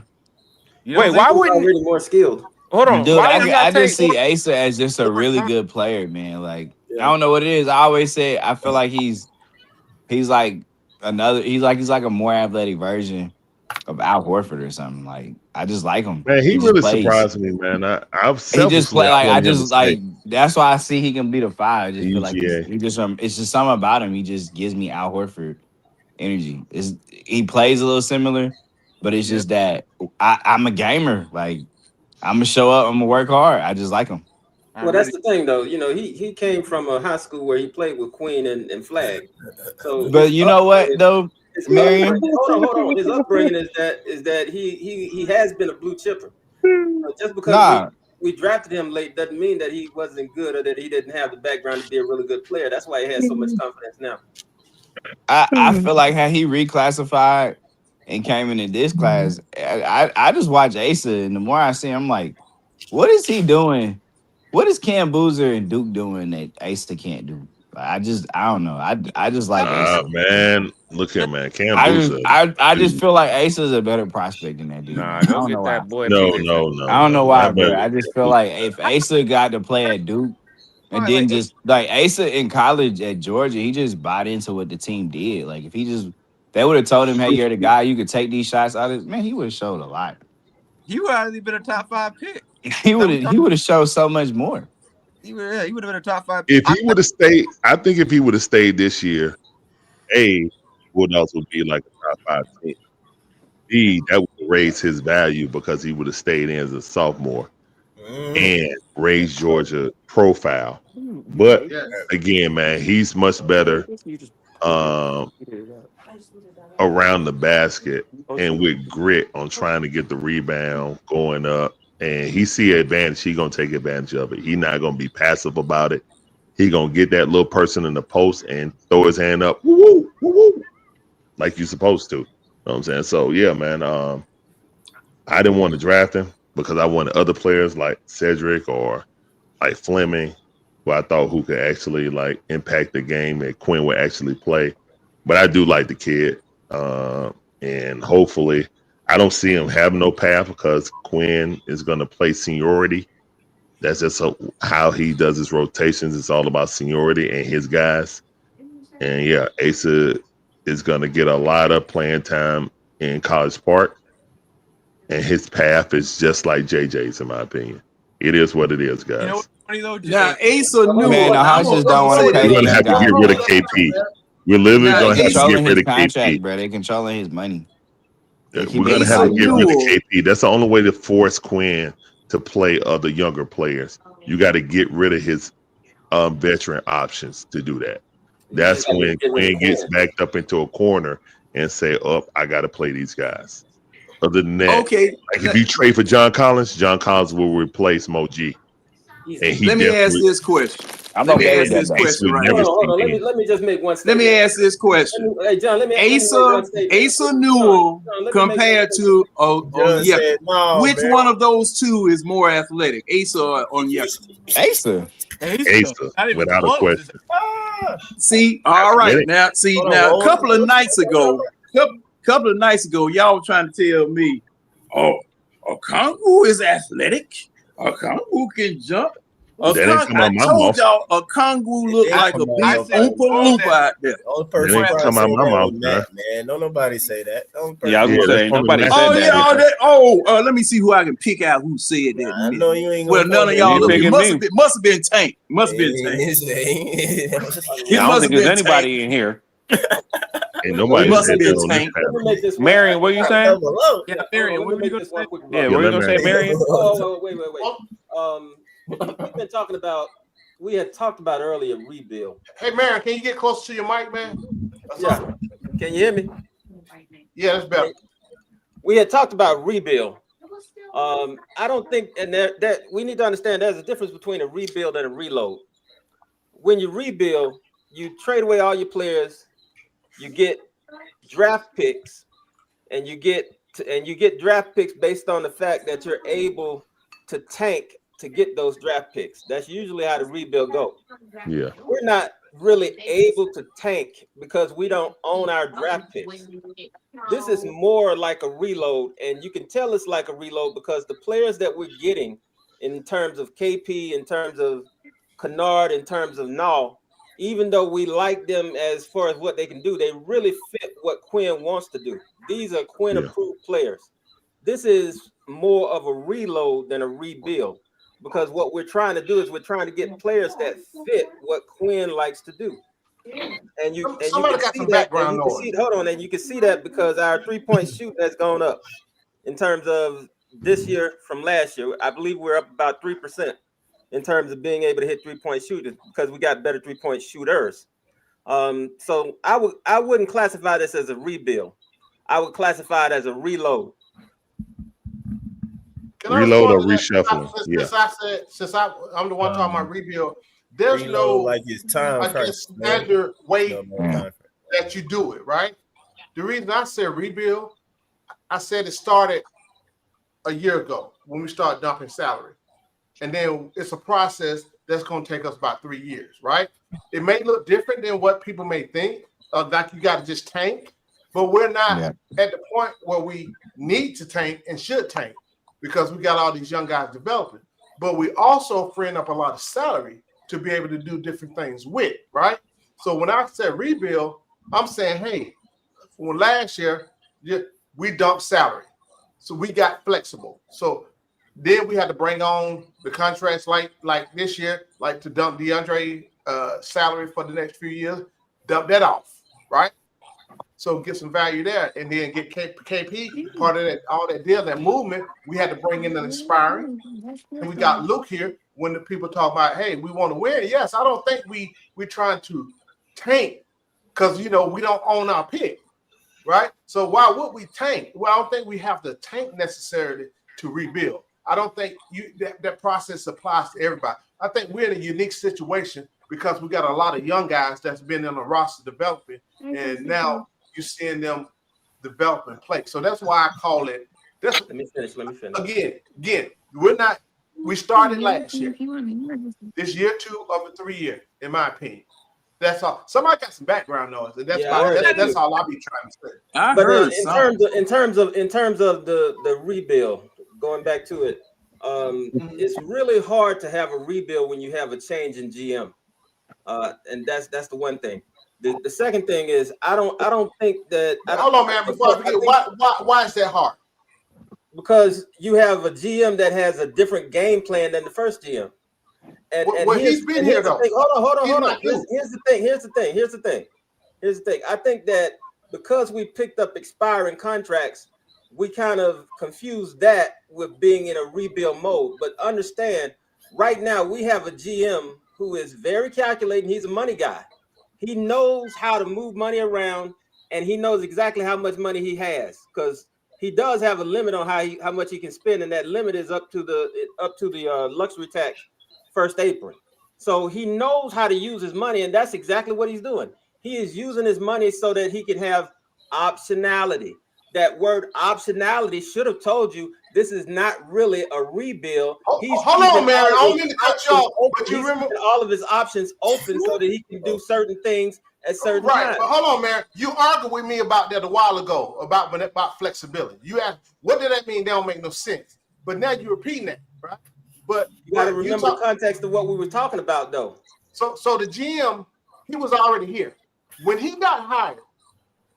I told y'all he was going to be the next GM because I looked at his background, right? Nobody believed me. Yes, nobody believed me. I said it 1-2 times. I said, stop, because I started telling y'all stuff, and folks said, oh, you got some inside. So anyway, he's already been here. Landry was a freaking do boy. Like I've been telling that. So he was having the strings pulled on him. Landry was a do boy. Unsee was already here. Don't think he wasn't involved in a lot of stuff. That's why he slid onto the GM position, right? That's just my opinion. But go ahead. If Unsee was ultimately supposed to have control, why did we go and look for a president? Say it again. Basketball operation. You kind of low, man. Say it again. I said if Unsee was supposed to ultimately be in control, why did we go and look for a president of basketball operations for at least 3 months? Why was that the case? So let me ask you why did we even go looking for one? And let me ask you something. Yeah, because that was supposed to be what we were looking for was a president. You remember we interviewed Elton Brand. We interviewed a couple other people. I know, but did we hire one? Did we stop that? Right? Why? President of basketball operations. We couldn't get who we wanted.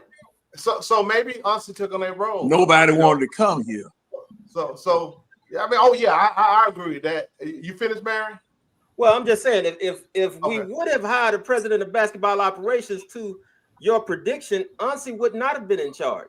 He would have been another board for the president of basketball operations. You still got to hire GM. You still got the GM. That's two different positions. Yeah, but ultimately, the president of basketball operations is in charge. Says who? It depends on how the organization have it structured. But yeah, right? That is. They call it something unfortunately, that's true. Yeah. Because that's the way the Falcons. But let me say this. Hold on. C1 was next. C1. Okay, I'm going after C1. I guess. Somebody going after C1. I'll go after whoever later. I'm gonna go after. I wanted to add to this real quick. I want to add to this, but I'm about to get off though. You good, Jay? You gonna add? I was just gonna say, man. I think my bad. I was just gonna say, I think that the term rebuild, I guess to people means something different. To me, like a rebuild is just a plan to try to build something. And I think that there's just different phases.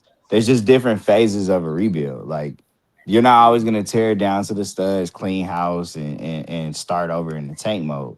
Like this was, okay, we have an established player. Let's try to retool this thing around. Let's get flexible. Let's get some contracts. And during that, like, again, the final phase before, phase one of the rebuild might be tanking. Phase two of the rebuild to move out of it is to become a playoff team. When you're a playoff team, twice or consistently, now you're building to win. You're building to contend, right? You make another decision. But, yeah, I just think right now we are definitely in a rebuild. We're just at the phase of the rebuild where we're trying to be competitive. And this season and the next season, we'll say, okay, did we have the right core? Like this season will get you, we'll see what they got. It's like a free roll next year because a lot of the only long-term contracts you have are Jalen and Dyson, and their contracts expire the same season. You've already paid Nah. You know what I'm saying? You get a free roll. This is like next year. We'll see if this was real or whatnot, and you make more decisions on is this a contender, and you try to build around it, or is it not? But yeah, I definitely agree with Foot that it's a rebuild. But great talking to you guys, fellas. I'll see y'all next game. All right, sir. Go ahead and see one. All right, Jay. To piggyback on what Jay said, for me, a rebuild is just a total tear it down to the studs and start from scratch. That's what a rebuild is to me. And it's like, because if we're going that by Foot's definition, does that mean the Spurs are still rebuilding? I mean, are we talking about the Raptors still rebuilding? Because to me, you're not rebuilding if you're trying to be competitive and trying to get into the playoffs or potentially get even farther than that. That's what we've been trying to do, especially this year. So to me, it's not a rebuild. You can say it's a refurbishing. We're moving the. Oh no, you added another descriptive term. See, one of going to H what's that? The Home Depot Improvement and Channel. Yeah, HGTV. We're refurbishing. Yeah, refurbishing. Yeah, we're refurbishing. Yeah, we're flipping the house. They're flipping the house. Right, But it's just a different opinion. I mean, nobody's wrong. It's just everybody look at it different. I know that, and I respect that's your opinion. Nah, What you doing there, Mike? Yeah, what you What painting? you got right there? I mean, you have to see when it happens. That's all that. I don't know. He's like me. When my family's like, "What you drawing?" You know what it is. Drawing. See what it I'm about to hop off, but I just wanted to say because you guys That's are a talking free about Zach picture. and stuff like that. You guys mentioned, like, Nurkic and stuff. What? What'd you say, Murph? You fake talk loud. I said I'm about to hop off. I was going to say, you guys are talking about getting centers. If you guys want to go get a center that's not playing right now, who's really good at being a backup, Nick Richards is on the bench for Phoenix. Oh, yeah. He averages like 20 minutes a night for his career, and he gets like 8 to 9 rebounds a night, 1 block a night. He's currently playing like 0 minutes in Phoenix. So if we want to go pick up an actual backup center, he's like 7 foot tall. So, John, you get your measurements, you get your 7-footer. And he's dirt cheap. He's like $5 million or something like that. So if you want to go get a backup center, he's 6'11", but yeah. That's Merce. That's a good call, Merce. We appreciate Merce, man. You have a good one, brother. All right, take it easy, Merce. All right, Merce. Now, be blessed, brother. Now, one more. Yeah, I got one more point. I just but I understand what Foot's position, but that's how I would define a rebuild. We're refurbishing. The other thing I wanted to say is for me when it comes to like the composition of the team, we are like Murs already kind of took it. Like we need a rebounding. Like for me is like I'm not just content with us just getting in the playoffs. I want us to make a pretty good run at it. And from what I'm looking at, that's what they want to try to do too. But and like Marion says, they're keeping the optionality and flexibility at the trade deadline that they can go get folks that can accompany the team. But at the same time, if it doesn't work, then yeah, they'll trade Trey and to say we'll just do a soft restart and try to find our franchise point guard to replace him. But to me, the way the team is, you need rebounding to really, because when you're going against guys like Zubac and people like in Detroit and even the Raptors in the playoffs, we're going to get exposed in the paint because of the rebounding and the lack of shot blocking. So we need to get like a backup center effective immediately if we're really going to try to see if we can be competitive. Because this is a wide open East, especially with Giannis potentially out. Like all that, like this is changing. Like we need to like get guys together so we can at least see if we can make a stab at it. But I just wanted to say that. All right. John, we might not. I'm after John. Huh? Okay, hey, when who that popping in? Mikey. Oh, okay. There's Mikey. I just heard the sound. What is good? Okay. Now, when the Atlanta Hawks, and what year was that the Atlanta Hawks just tore it all the way down? Let's stay in 2025, John. No. Because see, we're talking about the difference between a rebuild, a retool, a refurbishing, a rerun. We don't need to talk about that anymore. Everybody think different. No. This is my time now. I'm claiming my time. Go ahead, John. My bad. I'm claiming my time on this subject. You're right. And the reason why I'm doing so is that really, gentlemen, if you look at it, you rebuild every year. Every year. Okay. You rebuild every year. Okay, because what's the difference between this year and last year with the Atlanta Hawks? Because you traded some pieces away, some pivotal starting pieces away last year during the course of the season, and you had 3 different teams. Yes, you did. You had 3 different Hawks teams last year. Okay, then when you came this year, you got rid of Clint Capella, who folk were just insisting on starting every doggone game. And you got rid of all the people that Niang, Levert, everybody else. So you have a brand new team here. So you rebuilt for 25-26 or 24-25 or 25-26, whatever the hell the year it is. You know, you rebuilt for that. So that's why I was asking about what do you guys classify what we did when we tore everything down? Because you know why we tore it down. We were tired of being first and second round victims. We said, the team said, look, we are going to create something that will get us past the second round and get us a championship. That was the purpose. That's been the purpose of all this ever since Russell's been here. Now they've taken a ham-handed approach toward doing it and have not been successful because they've done some dumb stuff on the way to this particular point that we are now. Okay, so in that rebuild or in all of that time, because we've been in a rebuild motion ever since they tore this team down, and we're at this point right now. We've been to an Eastern Conference final. We had no idea that we were going. Okay, had no idea. So in the midst of a rebuild, just like all the other NBA franchises, hey, sometimes you can win a championship doing it. You don't come saying, okay, well, we settled now. We can make a run. It's time to go on a run. It don't happen like that. It does not happen like that. You find yourself in there and you make hay while the sun shines. You do the very best you can while you're in that championship series, that semifinal series, whatever, and go get you a ring. Then people look back at you and try to emulate what you did, but you didn't even know that you were going to do it. You have no idea. So right now, what we need to do, number one, I need, just like everybody's been saying, get me a center get me 2 of them. Because see, I don't want no lack or no slack up when I go to the bench. When I go to the bench, if I got 7-2 out there, when I go to the bench, I want 7-2 replacement to be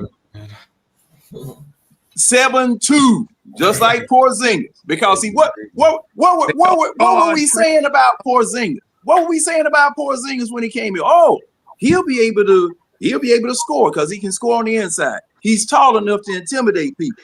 This is what we were saying about him. Okay, I need 2 people like that.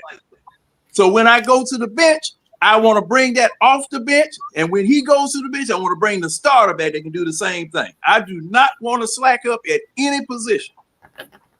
I don't want no letdown at any position. And see, that's the way the championship teams are built.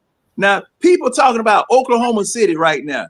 Oklahoma City, the way that they have built their team, man, the rest of the NBA is in trouble. The rest of the NBA is in trouble because Oklahoma City has the potential to win multiple championships in back-to-back years with all that they have locked down over there. It's time for us to do the same thing. Thanks to the Clippers. John doesn't really know that he contradicted himself right there because hey, y'all, hang on, rarely... Mike. Let me just, sorry if I could just tag in. Hey, since I like art, y'all please follow me on Instagram. I'll be drawing a lot, so I just wanted to show y'all clip like stuff I'm showing. This is the kind of stuff y'all see. Oh yeah, my Instagram. So if you guys want to follow me on that, appreciate it. See, that was too quick. Put that back up. Put that back up. So you want to don't leave yet. Move that shadow out of the way. You got a shadow. Go ahead, go ahead, Martin. Then we're gonna have Mike. I just wanted to. So I'm not talking about the rebuild or retool. At the end of the day, we just trying to find players that's going to help us win a championship. What I wanted to talk about is making my truce. I wanted to make a truce with C Wonder. All right, what is it? I wanted to make a truce that I ain't gonna talk anything ill will about your boy Trae Young until he's traded. All right. So that's my truce. What kind of truce is that? I'm gonna get behind Trae as long as he's an Atlanta Hawk. I'm gonna get behind him like he is the greatest player that's ever played the game until the day he is traded. That's my truce. Boy. You know what? I'm trying to meet you halfway. So never. You're always gonna choose. That is hilarious.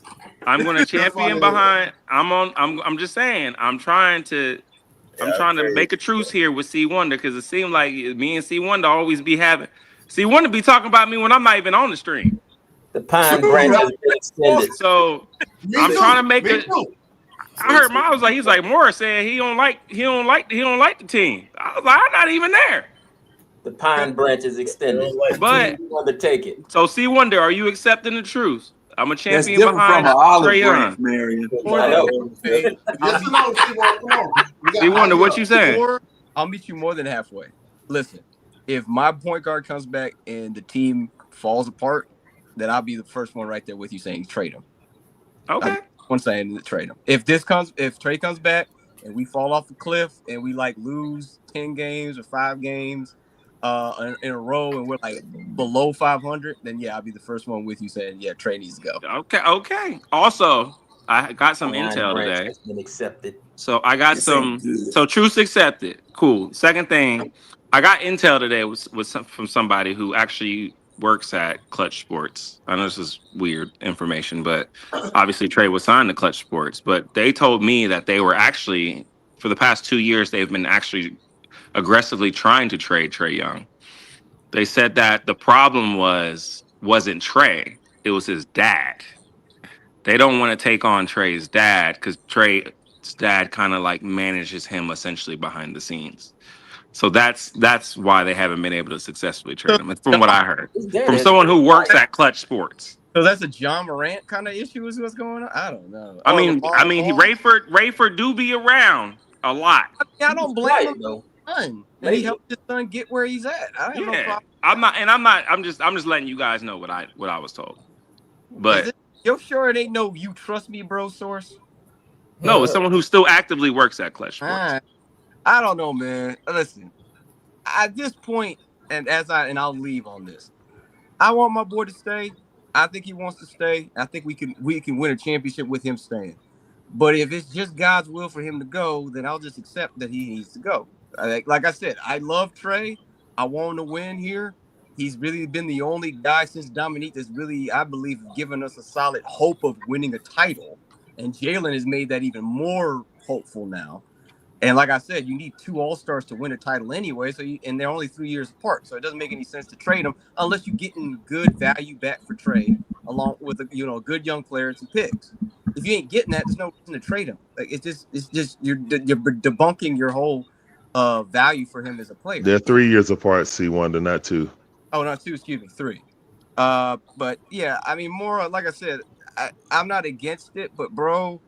Unless a team for me, and I hope the Hawks have that common sense, unless you're giving me something that I really need that equals Trae and also gives me good defense, because that's the thing y'all talk about. We need someone who can do, or at least come close to what Trae can do, but also provide good defense. There aren't many point guards like that in the league, if any. You're never going to get equal value, C Wonder. Well, and that's my point, Larry. If you know me, I don't always. You got to get team fit. Let Mikey talk, man. Anyway, let Mikey talk. Oh, no. Team Trae Young. All right, well, let me go if Mikey can go. Mikey, you ain't saying nothing, Mikey? He said, hold on. Mikey said, hold on. Oh, he got. What I will say is, more than really expound on his title right there about Trae I think he was just trying to troll. I don't think he really believed that. What I will say is we really don't know what Zach is because of how we use him. I know what my coach think of him. If my coach think of him as a scrub player, then you do need to trade him because you're not gonna get anything out of him.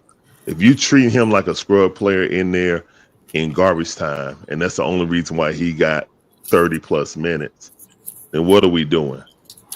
If my head coach don't believe in my number one pick, what are we doing? You're not gonna trade Quinn.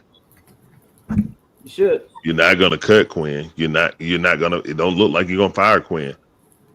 So to me, what are you doing? You know what I'm saying? People can be facetious or whatever, but I'm kind of agreeing with Mike. Free Zach if you ain't gonna play him. Because I mean, if you, yo man, I'm, you know what I'm saying? I'm not like Mike and Matt who think he gonna be a franchise player. You know what I'm saying? But I think more of Zach than what I had coach do. Paul Millsap. And there's really no excuse for it. I mean, you take out Pete Krejci like he's a vital part and leave Zach in there. That's telling, guys. That's telling. I don't give a damn what y'all say. That is absolutely telling.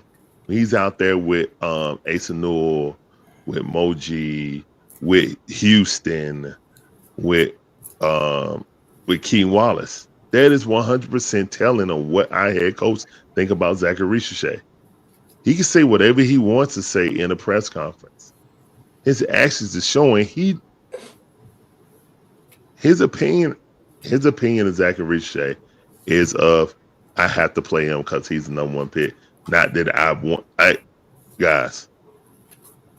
If your head coach don't have belief in the guy you draft, regardless if, and I know what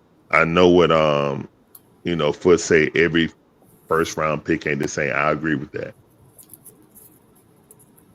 But I've never seen, I mean, this is what they did to Markelle Fultz in Philly. Y'all do understand that, right?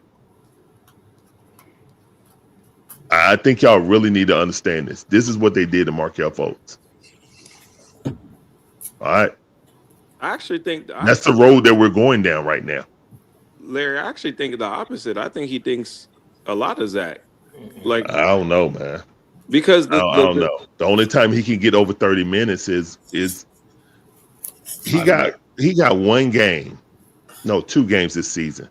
He's over 30 minutes. That it wasn't because of garbage time. Bro, he just. Zach I just don't think he's ready though. This a young player, bro. I'm talking about Quinn, man. Quinn, but what he's not ready. Even if you don't think he's ready. Now, I ain't said nothing all night, man. I've been listening. No, go ahead, Mike. Go ahead, Mike. All night, and I ain't said crap. I just been sitting go ahead, Mike. Or whatever, and I'm trying my best to just continue to just chill, man. But like, I don't know, bro. Like, it's gonna keep being the overreaction because of where he was drafted at, though. I feel like Moore made a good point, even in the midst of all the crap he was saying. He made a good point as far as size goes. You know what I'm saying? And then also, I meant to say earlier, Juan, I was like, appreciate you, Juan, for at least acknowledging things being a little bit different than previously or whatever, for the young man. But I mean, it's a lot of different factors at play, but in due time, things would be fine, man. But one thing to touch it, just to add more to what like Moore was alluding to earlier. Like I remember like a distinct play. Like for me, okay, yeah, he wasn't getting the ball in my liking. Like what I mean by like play with purpose, I don't mean like everybody drive to the hole.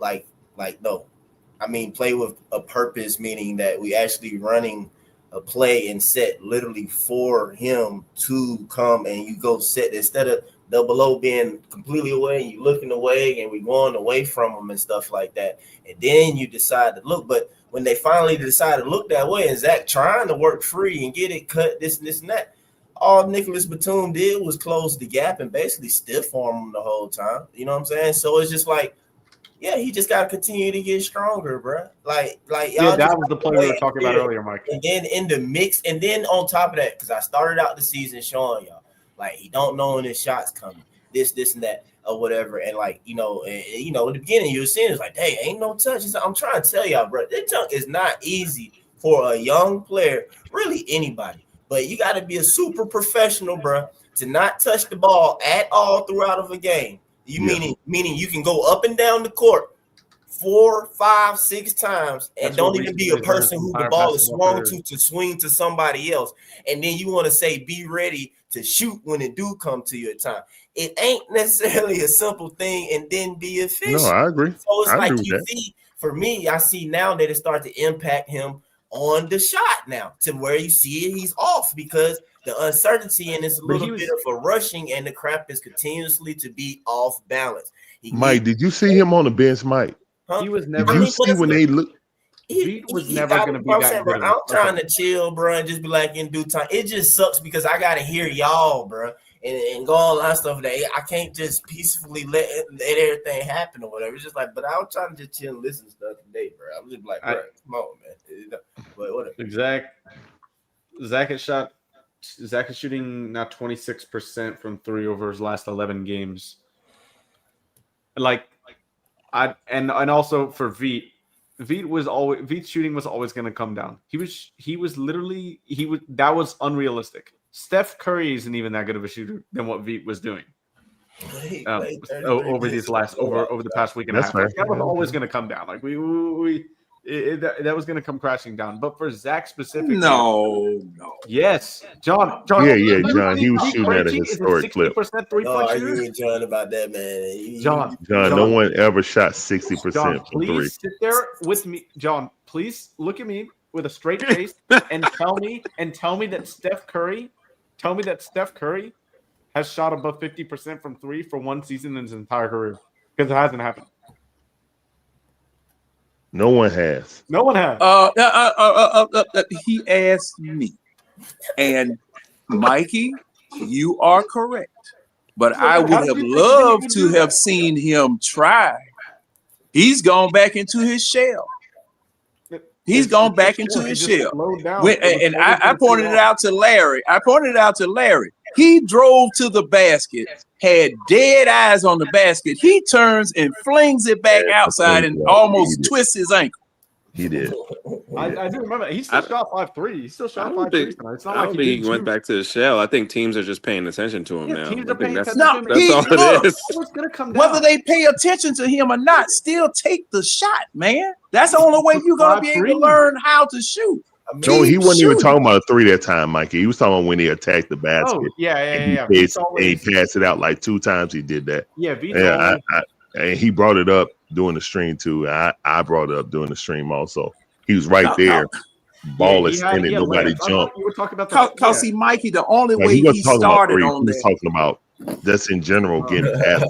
That's what he was The talking only about. way he started on that tear, Mikey, was that he just decided to start shooting. And once he started, he was on fire. But yes, now it's not going to be that. Nobody. I don't. Well, Mikey, now that's a crystal ball move there. I don't know. I want to see him try. You think there's a chance he could be a 60% 3-point shooter? Man, I don't know. See, I don't know. I don't know what their ceiling is. I I want to see them try. Because see, that's how you got your wins. How did you get your win? You know, that combined with Nall driving to the basket, us being proficient at 3 at a clip that we had never seen before. That's how you got your wins. I mean, yeah. I just wanted to see them continue to do that. Now, Mikey. Now, if it's your opinion that they come crashing down to earth, I can't do anything but accept that. I mean, look, I agree with you that Veet sometimes is not aggressive enough when he drives and gets past his man, but like at the same time, that 3-point shooting, it's not gonna happen. It's just unrealistic. But overall, I mean, I didn't see everybody talking about the game tonight. I just hope there wasn't a lot of overreactions. And the funny part about this game tonight was that the Hawks were favored by 1.5 points in this game. I did not understand that for the life of me. That was crazy because look, as good as Nickeil Alexander-Walker has been, number one option, Nickeil Alexander-Walker is not going to be efficient. All the Clippers did against the Hawks, because they only had two drivers, was they pinched in every single time that the Hawks tried to split the defense on the perimeter. They dug from the nail, got the steals. That's how they got 8 in the first quarter and got out in the break. And normally it's the Hawks trying to get out in the break against them. But I mean, obviously that didn't happen tonight. I don't know. Like there was so many things in this game that just you can kind of throw it in the trash can, because there were so many guys put into roles that they just shouldn't play. And now back to Zach, and this is the last thing, then I'll let somebody else go. I don't remember who said it on Twitter, but somebody had said it, and I agree that I think it maybe it was Tyler Jones. I don't remember. But anyway, that any sign of pressure when Zach has the ball in his hands, when he's dribbling, like for more than 3 dribbles, he just picks it up every time. And I think that when he realizes that he can do more than that, when he goes to be aggressive, I think that you can see Zach be a little bit better. But right now he's really struggling offensively, and something I wish he'd done better this offseason, I talked about it in the summer, was his rebounding needs to be up, because he can use that length to get in there, but his rebounding numbers are actually down from his rookie season, which is not been good. Yeah, I was looking at those splits Zach's really last struggling night. right now, and I don't think it's necessarily because he's doing anything different or Quinn's doing everything different. Zach has shown in the past that he hasn't had the ability to ramp up the usage when these guys are out, and he's been a low usage player throughout his entire professional career. So it's kind of not shocking me that he's doing this, but I wish at the same time that overall during the season that he's been closing some of these games, because I think he'd been better than Vee in some of these situations. I think he could have. Well, I don't think he's rebounding, because he's always the first person off on the break. Like as soon as the ball goes up, he's running. So you're not going to get rebounds. That's not a necessity, because he's a poor rebounder. Yeah, he's an excellent transition I tend player. to agree with Larry there. Yeah, I agree. What I'm saying he's an excellent transition player. He's a poor rebounder, so you have to take advantage of his strengths, and that's a strength. No, I agree. Over half his points are from transition points. Those are the it's on the miscellaneous splits. If you look on NBA.com, I was looking at a lot of stuff recently. But I think he scores rebounds. He averaged like 11. He scored about 4.5. I don't know what it is today, but it was 4.5 the other day. But your rebounds are going to be down if you're not ever in a position to be able to rebound. If the ball goes up and you're playing defense and your assignment is to get down to the other floor as quickly as possible, then he's really counting on offensive rebounds. No, Zach plays. It's based on the all right. Number one, he until I see him play like around at the 4 in this system or whatever, I'm not gonna call that man a bad rebounder. I gotta see him out of the wing spot or off the perimeter. A lot of times y'all talking that he's contesting shots on the perimeter, bro. It's simple as that. And then he's running. What should you do if you contest a shot on the perimeter, 3-point? I mean, what's supposed to happen? And then he's running, Mike. The same comparison. Dyson will go and contest one and go back and get the rebound. The nigga is skinny and getting pushed around. Screw length. Somebody acknowledged it earlier how JC snagged the ball away from him. Yeah, he did. Yeah. Rebounds. So what I'm saying, give it time, bro. You feel me? Oh yeah. But what I'm saying, I'm not gonna sit here and say that Quinn is like saying, "Hey, since you suck at rebounding," or thinking that since he suck at rebounding, I'm gonna tell him to, like you was trying to say the other day, and I had to, we was going back and forth about it, but cherry pick. No, he's literally playing defense. He contesting the shot, and then when the perimeter shot goes up, he's running. He's running. Your front court supposed to get the doggone rebound. It ain't his fault that them niggas ain't boxing out and getting the board, so we can't. Well, that's true. They're not in position. That is true. They are very poor rebounders. Yeah. That's what you fundamentally supposed to do. I'm literally defending the shot. It goes up. I'm doing it. Okay, I'm starting to go. Like, let's go. Like, y'all get the rebound. Let's go. I don't know, but that's what every coach that I've been around, they'll say. I mean, shoot, back in the day, he used to love doing that crowd. I remember Coach at Thomasville, bro. He used to have, bro, he doggone go. He used to throw the ball down the court every time. That was the whole doggone drill every single time, bro. Go. You right. You right. That's how hard to play. Go. Throw that jump, bro. Wow. So, I don't know, man. Give it That's time. the way you coach foot. Huh? Yeah. I'm out. I would rather. We are out. Me personally, I would rather him do that because he's shown the propensity to finish in the fast break This what's gonna happen. at a high clip. Like he's borderline elite on attacking the basket in the open court. That's why you let him do it. You know why, Larry? You know why, Larry? Because literally, it's open space. Half court is less space. Closer where somebody can touch you. You feel me or whatever. And then he's skinny. You don't. No, but even if he goes through contact on the break better than he does in the half court. He does. You have more downhill momentum. You have more downhill not momentum. necessarily a bad quote unquote finisher, period, or whatever. With like either you've seen and stuff in the past and the totality of stuff or whatever. But right now, yes, it's gonna be it's bad or whatever though. But if he gets bumped, he's bumped off his spot regardless. Even from the jump, he's been when he have finished stuff right, he's finished it from falling away or something, been in a sense pushed away. It's not nothing is really, you know what I'm saying, straight through anyway. Once he gets touched, man. Once he gets touched, it's off. I understand that. Well, you know what you do about that. You know what you do about that. I feel like he's more natural. You in the break initiate and transition. contact. Yeah, but he's not. He can't go through contact, John. No. I don't mean go through.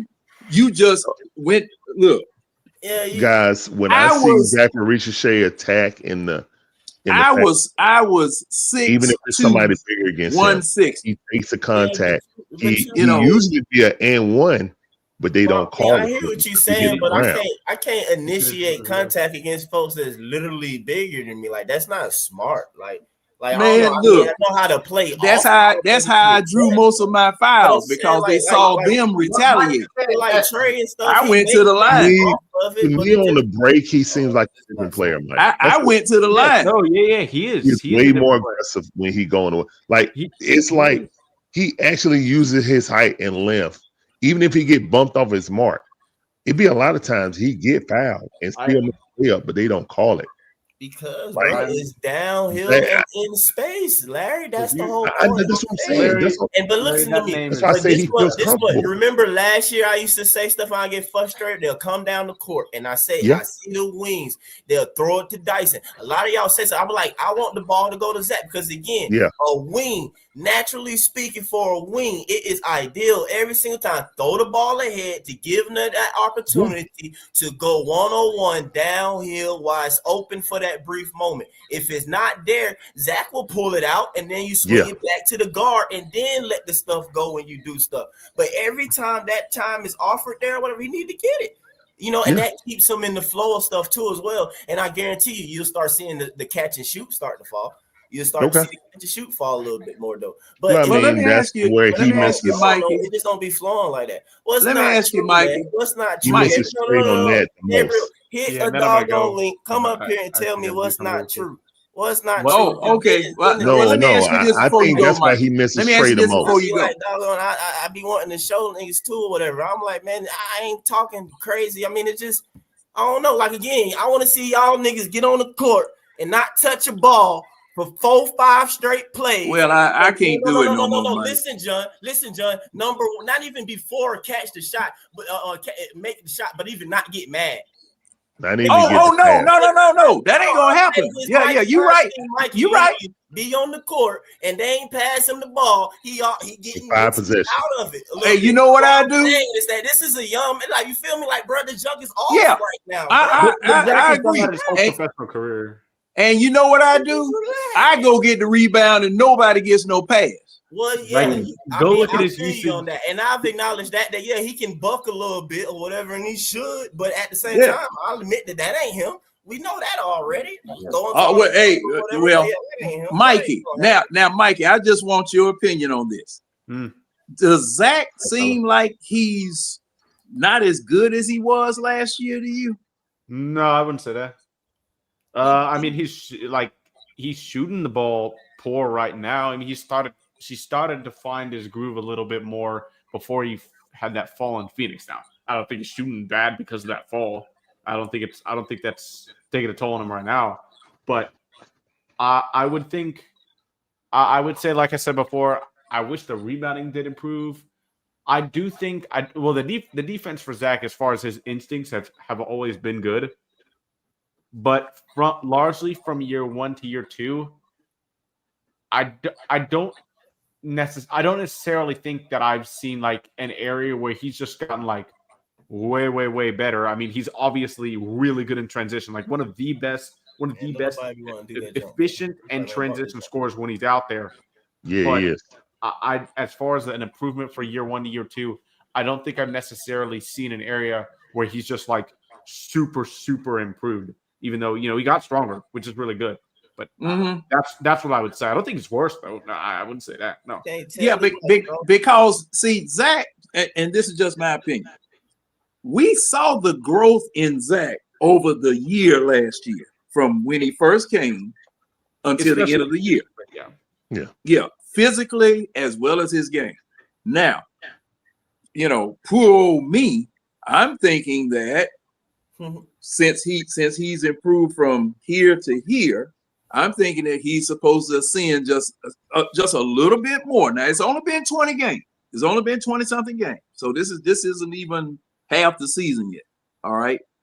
Yeah. But what I'm seeing is that, and this is something that I don't like about what Quinn is doing or what he is doing, even if it's just him, going and parking over there in the corner. Not involved in offense. I want to push back on that immediately, though. I don't think anybody does that in this offense. This is one of the best ball movement, one of the best player movement, one of the best moving motion offenses that play with the pass in the league. It's 3 out of the 5 players moving. Mikey Zach. I always push back on that. Because it's simply not true. The numbers and the eye test don't reflect that. Him and Veet at the beginning of the year, always on the move. No. From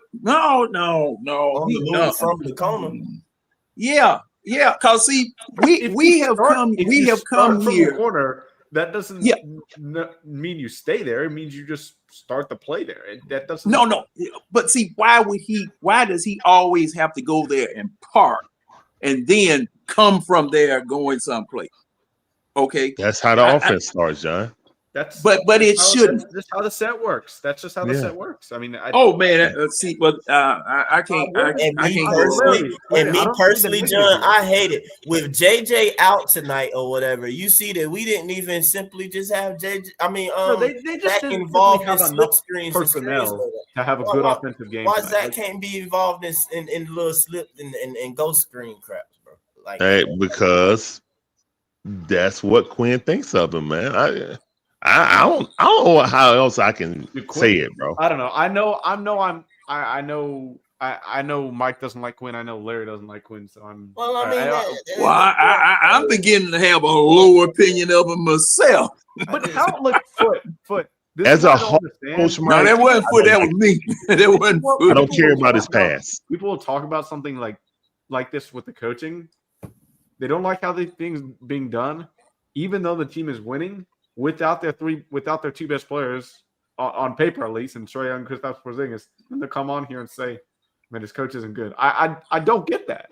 No. Did you see why Mike, tonight? Now, Mikey. Tonight we were losing because we didn't have Trae and JJ tonight. Period. Yeah, we didn't have Trae and JJ tonight. They didn't have offensive personnel to win this game. I don't care what now, Mikey, the reason why this team has been winning, people who were not here last year are hitting their shots. people that were here last year are hitting their shots. Look at the shooting percentage, bro. You keep. Oh no! It's not the percentages, Foot. It's not the percentages. Zach ain't hitting his shots. Hitting their shots all of a sudden, bro. No, yes they are. Yes they are.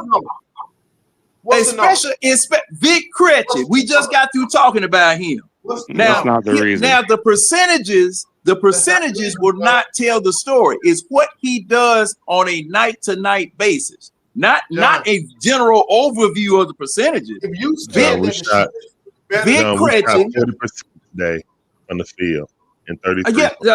Wait a minute. See, this is what I'm talking about. This is what I'm talking about. And I'm giving you the facts. Okay.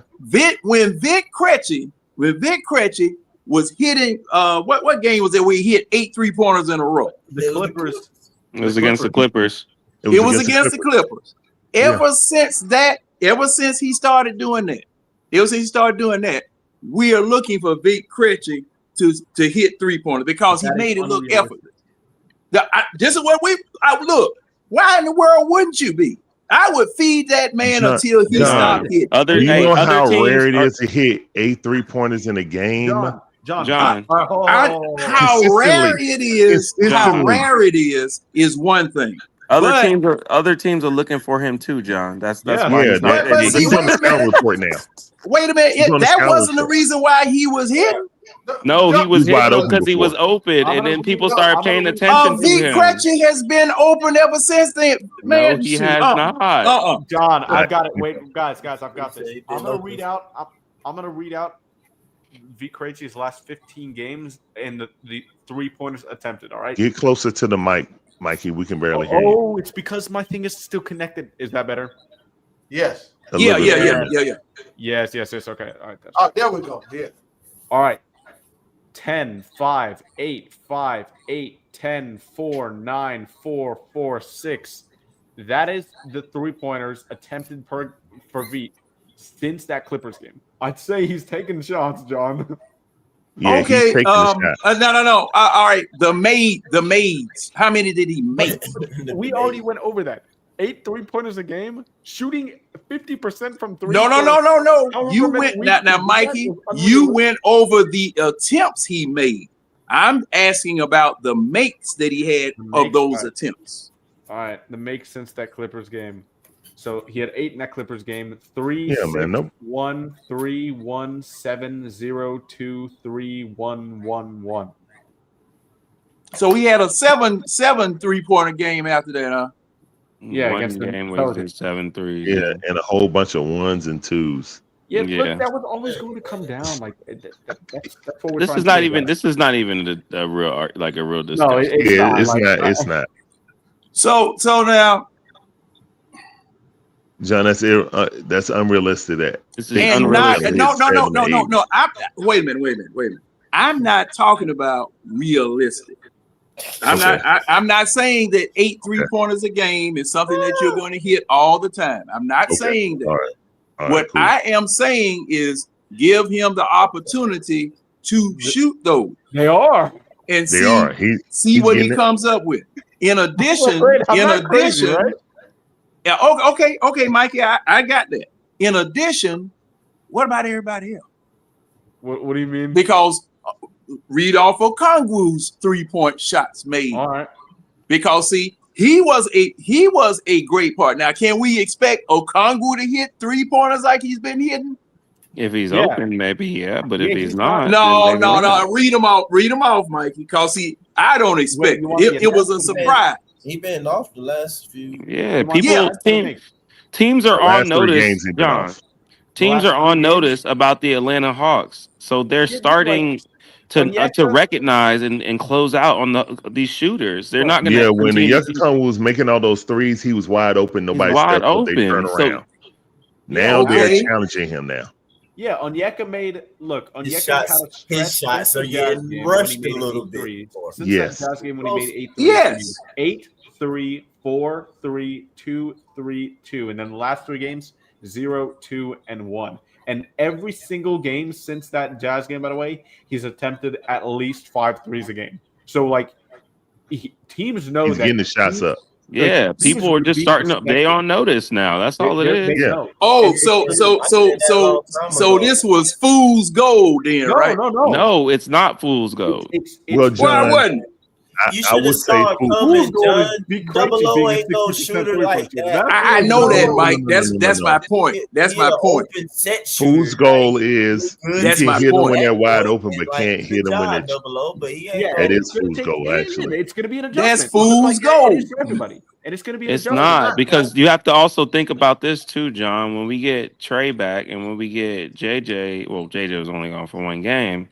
These Hopefully, players are going to have, because hopefully for one game, these it- players are going to have opportunities for open shots again because Okay, they're that's not. fair. That's so fair. when it, Well, the only problem I That's fair. have with that, Mara, because is that I'm paying these people too much doggone money for them not to be able to hit some shots with a hand in the face or being Because- Well, contested. some people just because can't Well, do that. you can also say that. Because see, now I'm seeing everybody else do it. I'm seeing everybody else do it. Not Especially, everybody else is and we hitting haven't shots in even their played face. Boston yet. Not everybody else is hitting. You talking who's hitting shots with the hand in the face outside of their star players? Washington, Detroit. You talking about CJ McCollum? I'm talking about everybody. Everybody. You talking about CJ McCollum you was talking on about heater. Cunningham? The star players who are used to taking those big shots with hands And in their not face? just Cunningham. Not just Cunningham. Who else was hooping it in that game? Durham?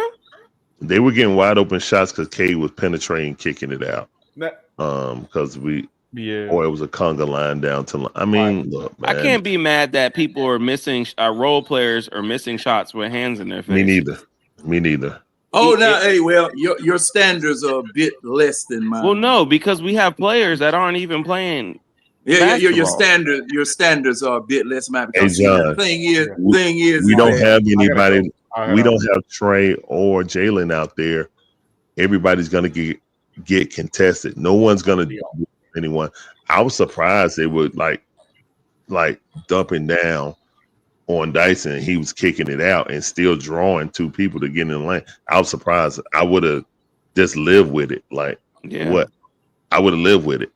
But they were. See, I'm seeing people getting stopping in the lane, hundreds of passing millions out, of people dollars, missing shots. but got to be wide open to make a doggone shot. Come on, man. But in comparison to the people who I can't go along with you that. can't, but you can't compare sorry. someone making $5 million a year to someone who's making $30 million a year. to make Yeah, shots. I can. Yeah, No, I you can. can't. That's just not when how that I- works. Hold it, Mar. When I know I can do it. Hey, Free. fellas, I'm gonna get up out of here, man. I'll catch y'all when on this game. When Mike know he can do it for free. John, you not shooting no NBA 3-pointers and making your NBA 3 shots with a hand in your face. Hold on, Oh, who not? I'm finna deal. When on Who this not? game? Oh, hey, all right, Mar. Friday. You need to see the magic. All right, y'all later. Mike, you got it, You right? need to see the magic. Hey, you go on foot. Yeah, I'm gone, man. I ain't even realize. I'll check y'all later, man. John All over right. here thinking he an NBA basketball player. A 3-pointer ain't nothing but a long two. John. Say that what run and shoot do to you, man. I was about to say, Oh, hey, I was shooting 3-pointers and run and shoot. That boy John on one right now. I don't know, man. Look here. See, the thing is, all my I wonder if I heroes are played against retired. John and run and shoot. I wonder if All I my played against all my heroes are retired. These people that I'm looking at right now, stealing money. John, how far John, is you it- think how we far ran is a across each other three-pointer? at run and shoot? Say what now, Larry? Go hoop late night at run and shoot. Yeah. I used to Okay, we leave the might have post ran- office. I used to leave the post office and shoot till about Okay. 6 or 7 o'clock in the John morning. said he could hit a NBA 3-pointer with an NBA player rushing him and contested his shot. Yeah, I get it off before he gets there. And then you put John on that Pros vs. Joe show or something. You know, hey, not at 66, you ain't. I ain't going. No, I can't do it now, Mike. Now, look, hey, we can play horse. I'll kill you in some horse. Horse. So let me say this before I get off this thing. I do feel like in 2 years Zach gonna be that guy. So I am trolling when I say trade Zach, but I Okay. genuinely genuinely do not think he's ready now. And when you do say like Quinn's doing him a disservice, I actually think he's doing the opposite. I don't feel like Zach is ready, and I do feel like he's finding time to put him in games to just be in and have those situations. But genuinely, he just doesn't look confident in himself, and he don't look strong enough. And I understand you got to How's he build gonna get confidence in the confident play. though? How is he gonna gain confidence if your coach don't like? Isn't it a coach job to try to breathe some confidence into the kid? It is, but you got to think about the position Zach or Coach Quinn is in. Like he's essentially has, let's just say, quote unquote, win now players. You're being told that this is the year you're winning a championship. How much real time does he have to develop one player when you have a Trae Young, when you have a Nah who's been in the league 7-8 years, when you got Luke Kennard, you got a KP, you got a Jalen Johnson, who this is supposed to be his year to take that leap. What energy and time do you have to really attribute 30 minutes a game and have this player close when you have other players that essentially can? Thank you for leading me down that yellow brick road, Mora. I was just saying, give him grace. But continue. No. Oh yeah, I'm gonna give him grace. But last season, Mora, let's go back to last season. Jalen Johnson out for 75% of the season. No DeAndre Hunter, he's traded. We go get Karis LeVert on an expiring contract. While we putting energy into Karis LeVert, Trae Young got hurt. Like it was no reason. If ever you was gonna pour yourself into Zachary Richard's development, it should have been last year. It was not, because Quinn thinks of Zach the way he thinks of Zach. Plain and simple. It does not have anything to do with, hey, is he's ready or not. Guess what? If you really wanted to develop Zach, you would have did it last year when literally the roadblocks to not do it was not there. They literally were not there. Quinn decided to piddle around, and it was not minute restriction. This is how he views Zachary Richard. It is apparent to me he did not want Zachary Richard. He did not. He did not. Or no, bro. He just played Asa 22nd. I was like, you don't want that nigga either. No, that's not it. That's not it. That's not it. Not ready. I'm just saying, bro. He plays seniority, but last year there was no seniority to not give Zach all of the run. Last year there was no seniority. There was no reason why he couldn't give Zach. Look, you got Karis LeVert. Look, you got Karis LeVert on a 1-year deal, expiring deal. You got rid of DeAndre Hunter. You cleared the road for Zachary Richard to give him the runway for all of the. I'm telling you, man, he don't think of Zach like that. Whatever y'all say, he don't think of Zach like that, man. But I don't remember. They thought they were going to be. They thought they were going to be competitive last year. Remember? But look who got hurt. Look who got hurt. How did we think we were going to be competitive last year? Not to play Zach like that. That's what they kept saying. After the trade, they want to be competitive every game. There was no guys. We were a playing team. No, I agree with you. I'm just saying what they were saying. We were struggling to be a playing team. There was absolutely, we were not 500 team. We were always win one, lose two. We were always win one, lose two. Win 3, lose 5. That's what we were. And see, and with that ownership group and those people running the team last year, I don't know how they thought that they were a doggone competing team. It really made no sense. They hid it under the guise of they hid it under the guise of this was a team decision for minute restriction. Fast forward to this year. The same minutes, and now Quinn don't want to be answered questions about Zach's minutes, the rotations. He don't want you to ask him that. That's why Mikey said, "Why am I going to ask him that?" When I got senior media members won't ask him that, because this is what he thinks of Zachary Richard. He's telling you who he is. And you're thinking something different. You're thinking something different, man. Yeah, See that powder. I don't See think. I that don't think powder. it's that. That powder told Quinn to tell them folk not to. I don't think. I don't Yes, think. last year was a perfect chance, guys. For this year, I understand. Last year, there was no reason why Zach shouldn't got 30 minutes a game. There Man, was absolutely no reason. Because Kool-Aid was hollering about that all last year. Play my young boy. There was Play no. the How young can you boy. explain it more? How can There you was explain it no with the point injury in we the had? season where Atlanta felt like they weren't going to make the playoffs and they were tanking for the rest of the season. No, not tanking. You If could I'm have still tanking, been that's what when you I'm were playing Zach, without. though. Every game I was don't know, about. man.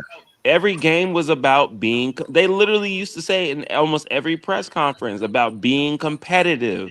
They wanted to Yeah, be competitive and try to win every game. They wanted to try to get exactly. into the So if you're trying to playoffs. be competitive every game and you don't feel like you can lean on your number one pick, what does that tell you that he thinks? Especially when you Like, traded, what am I when you speaking made French? moves twice Am I two speaking? times. You I don't had know. I mean, three different teams last year. I mean, if you really think about it, you're saying that I should depend heavily on my number one pick over depending on you veterans should in the run. league. You should do different things besides just having him catch and shoot. But If you believe in Zachary Ricochet, I think 'cause you're. when Mike shows me videos of what he do in Europe, and we don't use him like that. But you got to think Europe is not the NBA. Zach has But already you can said that. still try to see if he can develop some of that in the I think they NBA. are developing him. I think they're just doing it slowly. Every player, when they come in the league, they Well, don't my give them Millsap is right everything. then. Okay, I'll leave it at that then. But My they don't give Millsap them. They don't up put is right. everything on a player when they come into the league, especially someone as young as Zach. It's normally one thing at a time. That's kind of how Okay, they that's fair. That's develop fair. That's players. fair. That's fair. That's So fair. we're just assuming that Zach can take on all of these roles at an NBA level. Zach has already said, I was athletic in France. When I got to the NBA, I was just an average dude, or I was just another guy. You don't think he was joking? Y'all I think think he he was being 100% Oh, serious. bro, look, Larry. You don't He's think he like- was joking? I thought he was joking. No. I mean, he's No. all right, no, I'm saying, look at it as the athleticism for him. He was able to use in Europe to better avoid being undersized. Okay. In America, You mean weight size? he's not learning that height-wise. he it ain't working like that. Like I can just kind of use it to avoid, you know what I'm saying, being slim. Okay, I got you. He's like, nah, they moving with me too. At the same time of being stronger. You know what I'm saying? Or Okay. whatever. So it's I like, thought he was joking. My bad. I thought he was joking. because shoot, my boy Yang said the same thing, man. Nah, them foreigners, bro. Like, nah, that junk is a little learning curve. He like, hold on, It's now. still learning. I think Zach having a hard time, like transitioning. But I think Zach Man, this is year the best 4 is going to be a killer. I don't think right now he can really add that much to your team, especially when added he's to not my- the main focus. I mean, that's not without being somewhat of a weird, purposely going to you type of action. That's what I'm But- saying. But my problem with the Hawks, who do you have at the Hawks that's trying to develop? Is it anybody of substance? I Is it think they are anybody that I has think they are brains? developing those players. They bringing them along slow. They No, bringing them along slow. no. What? What they do with them and stuff like that. Yeah. Who is it? Who though? Can we hire Who Joe is it? Johnson? Because the thing is As that assistant. when I look at the Hawks staff of need to go to the assistant dude coaches, working on I don't see a ring in the bunch. I don't see anybody that I recognize as a former NBA player that has done anything that can really impart to him what it is that he needs to do to get better. We got Efe Udok or whatever his name is. Zach, listen. What? Zach, let me what tell did you, he do? that's hilarious because I know who he talking about too. Yeah, I know who you're talking about. I mean, he just got an old African name. That's all Listen. his claim to fame. That's it. Man, he working. Listen, Zach No, had plenty no, opportunity. Zach had plenty opportunity And tonight. it's the same thing with everybody on the Listen. Zach had plenty opportunity tonight to showcase whatever talents he could have showcased. He didn't have to defer to nobody. He didn't That's have true. to. He didn't have to play under It nobody. depends on what did No, Larry just no. tell Listen, you. listen. What did Larry just tell you? There was What did Larry plays. just tell you? Because Listen. see, what did Quinn do with him? There was He might have plays. had the opportunity, but the But more, instructions he he don't received when he bust left There the was that, bench. plays tonight where the ball was given to him and no one else was trying to go and get the ball. And Zach's immediate response always is, let me look up, let me just pass the ball, let me take 1 or 2 dribbles, and let me just keep it moving. Nah, that is true. That is true. But you know That's what? That's what good he did. basketball. Hold on. Let me That's know good what's. basketball. Let's wait though. But what I always say though, and when I was doing the clip stuff, I don't be want to do it. But what's funny about it though is that when other niggas get the ball, what coincidentally happens? Somebody comes sets a screen.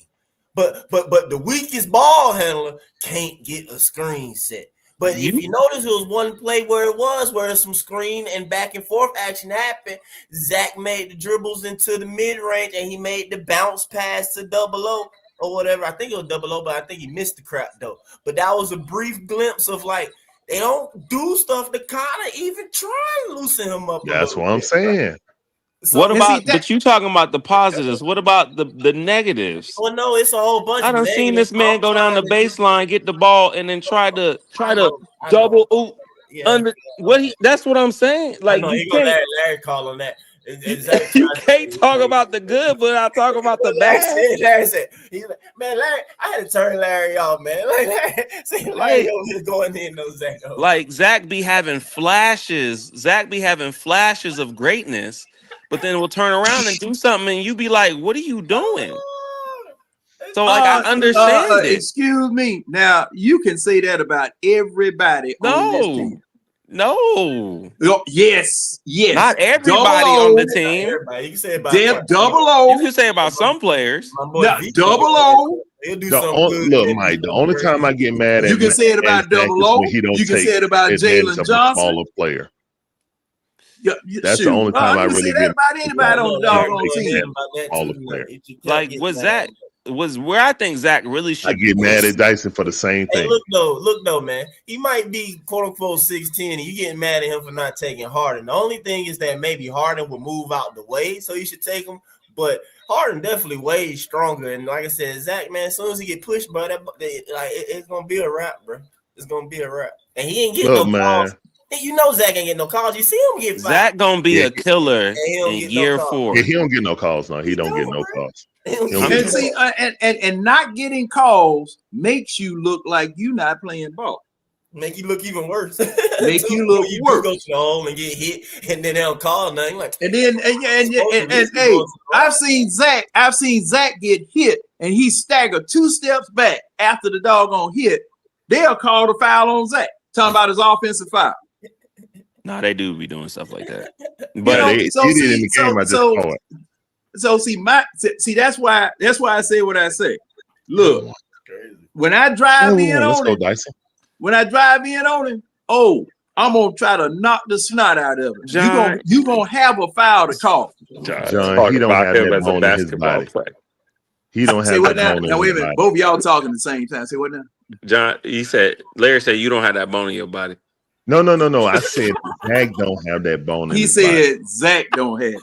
I said Zach don't have that bone in his body. See, I know hey, man, y'all just joke and have all the fun you want. But Hey, I know, man. and I and others around this city know too. I'm gonna say this though. I think year 4 Zach gonna be a killer. Yeah. Killer as in what? Like he Once gonna he have get a a mid. little He gonna have a Americanized, mid. you know. It really just depends on if Trey stay or not. I think that's really a big factor to me because obviously he's gonna have to. He's gonna have to have a bigger role if there's less people who can create their own shot and do X, Y, Z. But I think he's gonna be. I think he's gonna be strong. I think he's gonna understand the game. I think his English gonna be good.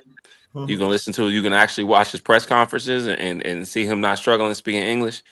And I Wait a think he minute, gonna that be man a. don't struggle speaking English. John He don't don't watch it. sound John bad don't. to me, Mora. John, come on, man. Come on. Mora. Come on. That man don't struggle. I'm don't not sound- hating on him. He's just. He don't sound bad, Mora. Stop that. Stop that. He don't sound bad, man.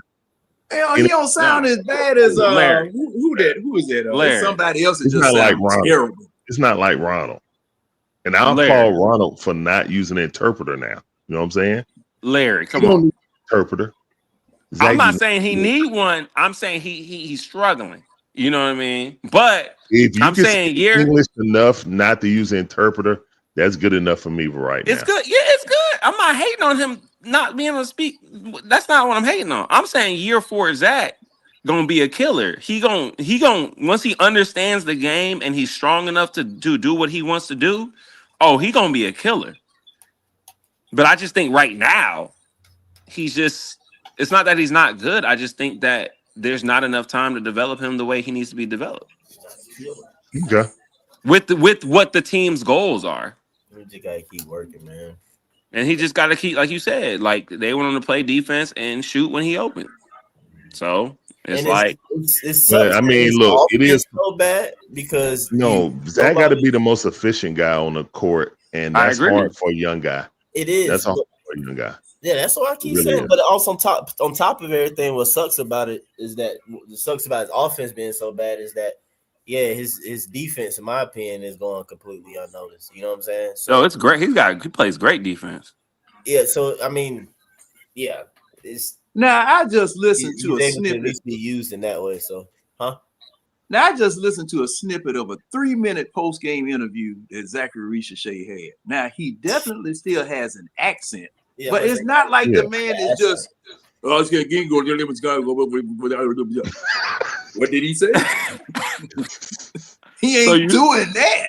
Okay, Yeah, man. we're gonna in 2 years we're gonna compare his press Oh, conference. he's gonna get better. He's He gonna might be- even know he's how to gonna be cuss in better. 3 years. So Duh. you know, but he wasn't. That's all I'm saying. I'm not saying it's bad now. I said if 2 Yeah, years. you did. You Yeah, know, you I did. You trying to did. make it sound like you need sign language to Hey, understand. brother, Yeah, you did. Hey, it'd be a stretch sometimes. No, Come on, the man did a 3-minute interview by himself on stage after, and this was the 7th of last month. It was a 3-minute interview, and he explained it was not fluent English like you and I are using right now, but it was Mhm. understandable enough for him to be up there, talk, and express himself. Now you painted the picture more like the man had. No, I'm not gonna say that. Don't say it, John. Leave it alone. I'm not. Gonna say I that. got a question for y'all. while Yeah, we you here. acting like the man had myasthenia gravis. I got That's yeah. That's what you were talking. I got a question because I'm actually really curious to know y'all opinion. Full strength, like how far do y'all think we gonna go? Full strength. Everybody I'm healthy. not counting KP, man. I want him off this team, and I was a real big proponent of getting him. But for me personally, man, trying to build chemistry with a player that's only going to be there for 2 games out of a week and a half is crazy. Like, that's not worth trying to build around. That's not even worth trying to experiment around. You know what I'm saying? I'm not a proponent of Yucca Kongwu starting, but he has to start. You know what I'm saying? And I know that Yucca Kongwu's not a starter in the NBA at the center position. He's a power forward, in my opinion. Always thought of that of him. And yeah, and his offensive game is finally coming up so he could be a power forward. But forcibly, he has to be a center on here because we don't have really any centers that Quinn are going to trust to play.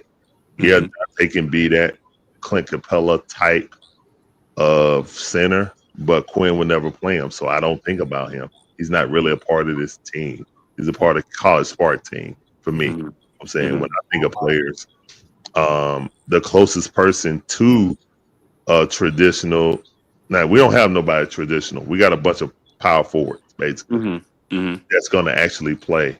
And the person on the last end of the pecking order is Asa Newell, but again, he's going to be more suited for College Park. With Trey coming back, all depends on. I feel like Trey was trying to adjust at the beginning of the season. We always saying, man, Trey being super passive now. You know what I'm saying?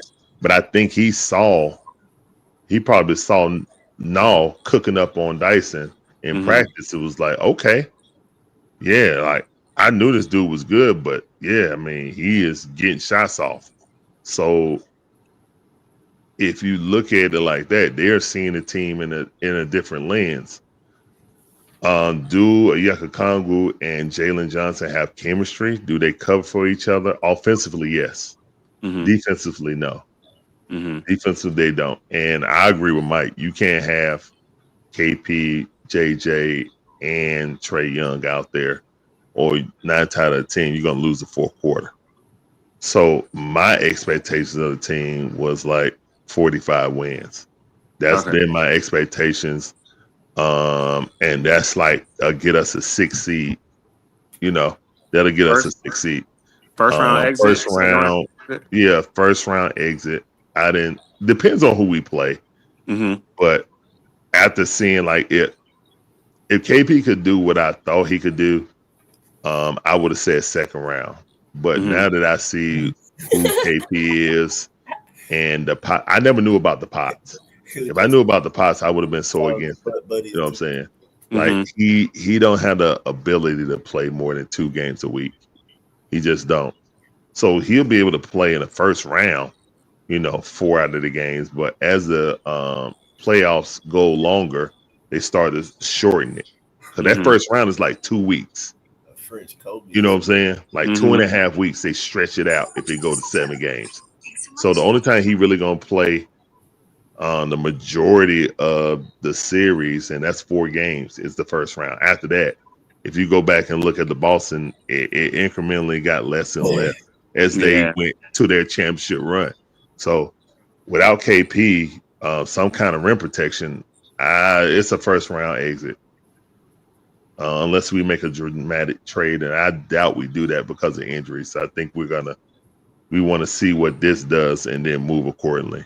The thing about it is for the Hawks, Trae Young injury might have helped them with some negotiation, get money wise, especially if we do well and he likes the team. But again, you never know.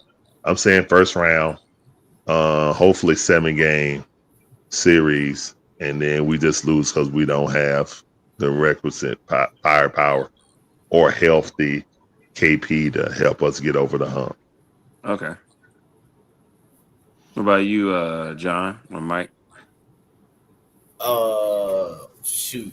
Well, I'll say probably about around this. I go back to what I said before everything anyway. Coming to year 3 of Zach, I felt like we'll break through, make our first finals appearance. So this year, I was thinking we make the playoffs, get a little experience, probably, best case scenario, make it the second round, maybe lose a hard fought series, taking it to next season and really, and then also too, where you see stuff and everybody's doing all the other stuff, whatever. I know it's probably going a little beyond though, but it's starting to set up even more because I felt like it. It's like in this next offseason when you make another little move or whatever, and really be that tight move, then we make our run next year though. But yeah, I'm just all about the experience, man. Hopefully we can, like I said, definitely make the playoffs. We should, there's no doubt. I'm pretty confident about that. We should miss the play-in. If we in the play-in, I might blow a gasket, but Quinn has to be fired if we're playing. If we're playing, regardless if we make the playoffs through the play-in, Quinn needs to be fired. He got to be fired. Him and Trae got to go. Yeah, you cannot keep both of those players. That's out the window this year. We can't make the playoffs. Hold on. We can't do that. So I look at it. I always feel like bad coaching can ruin a good roster. I don't really want to go between football and basketball, but the Bears looked trash last year, bro, without Ben Johnson. They look like doo-doo. They look like how we did this year, man. And the biggest thing, the biggest acquisition was our center. That's one thing a lot of Falcon fans are not talking about. What we're missing, we are injured with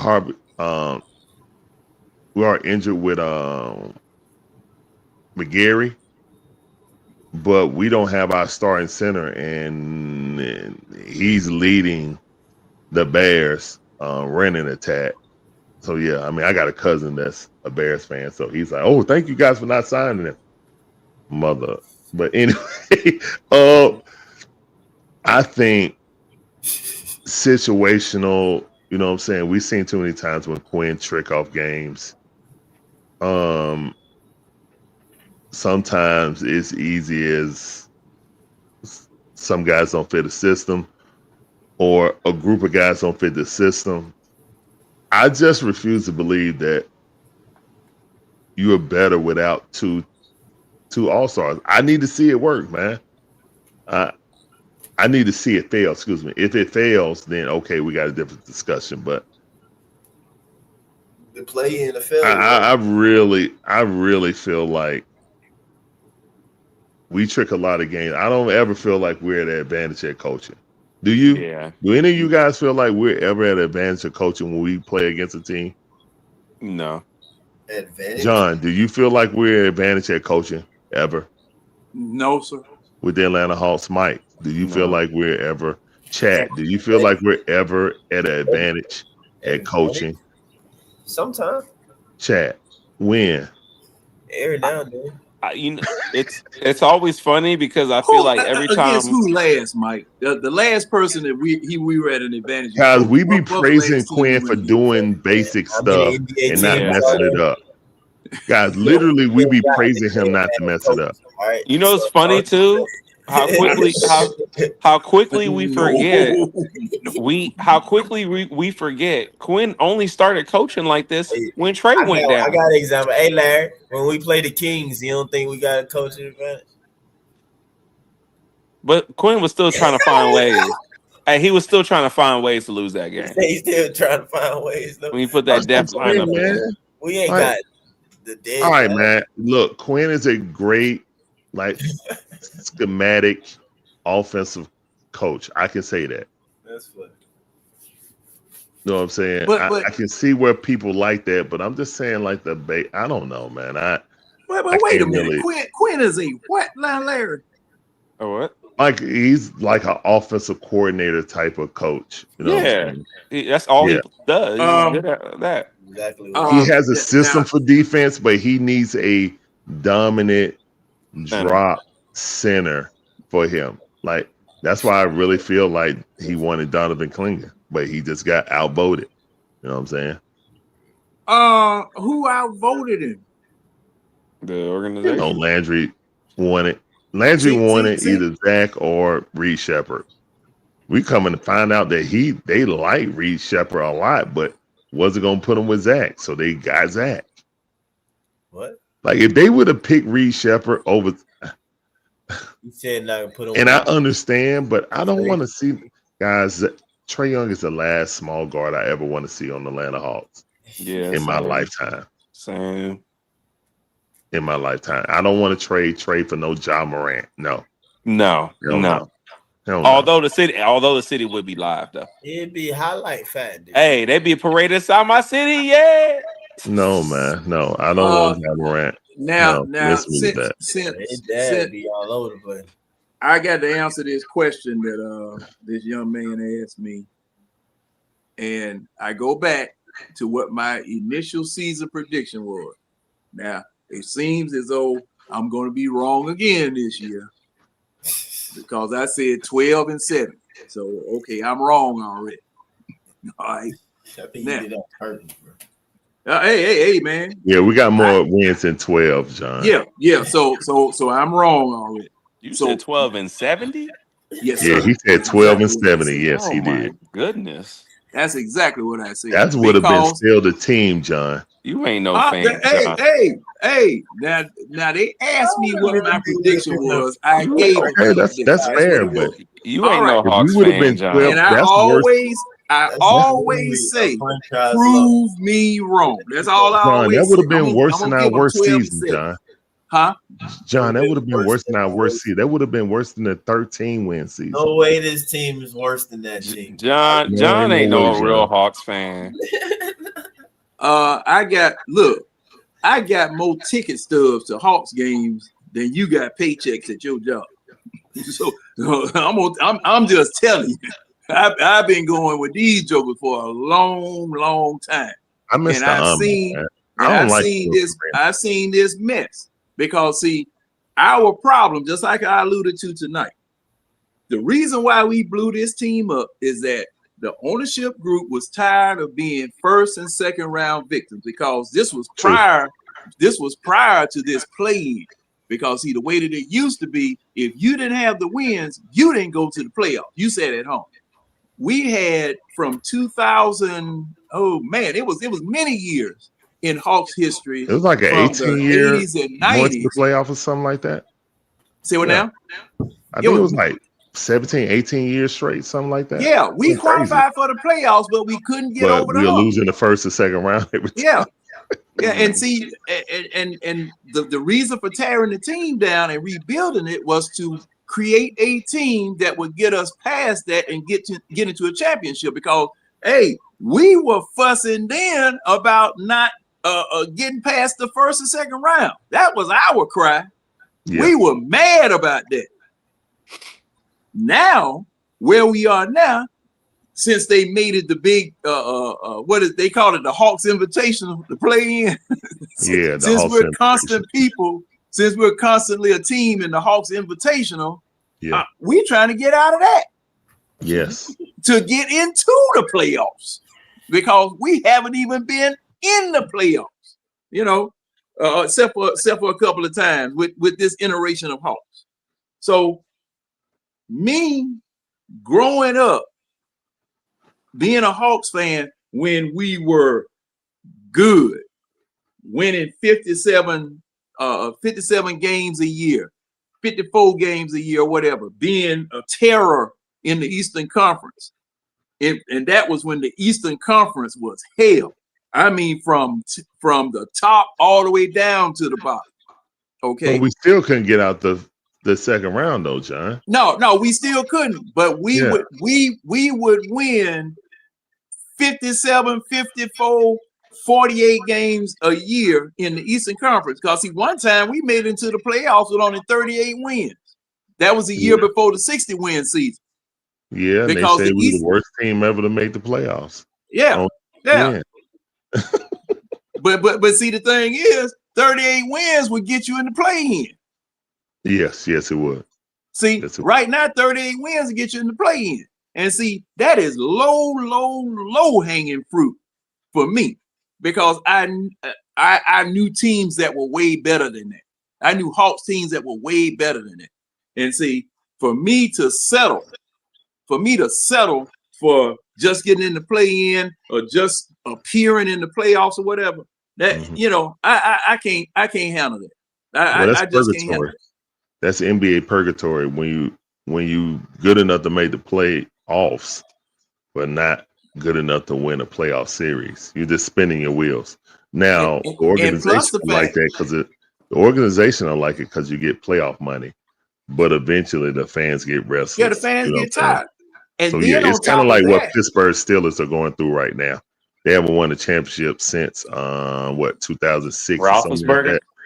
Yeah, and And see- Roethlisberger turned on his coach. So has Harrison turned on their coach. So yeah, So and something else, another bad part of that is when you are in the middle like that, you're not bad enough to get a first round or a good draft pick, yeah. and you're not good enough for somebody to want to come here and play with. Well, That's the where we NBA were. is a little bit different, John, because it's a lottery. So technically, You had a lottery just like we lucked up and got the number one pick, even though we only had, you know what I'm saying, a 3% chance of getting it. The NBA lottery, I think that's about the only good thing about it, that you can't just openly tank like the NFL and be slotted for a pick. You know what I'm saying? But that pick that we have between the Pelicans and the Bucks, that pick is so valuable because not only if Giannis is out for a significant amount of time, you can have them and the Pelicans being in the top three, because the top three get the same amount of odds. What is it? 14%. So They get more ping pong balls in the bubble. yeah. So if both of them are in the top three, you had the biggest odds to get the number one pick. I'll take Caleb Wilson.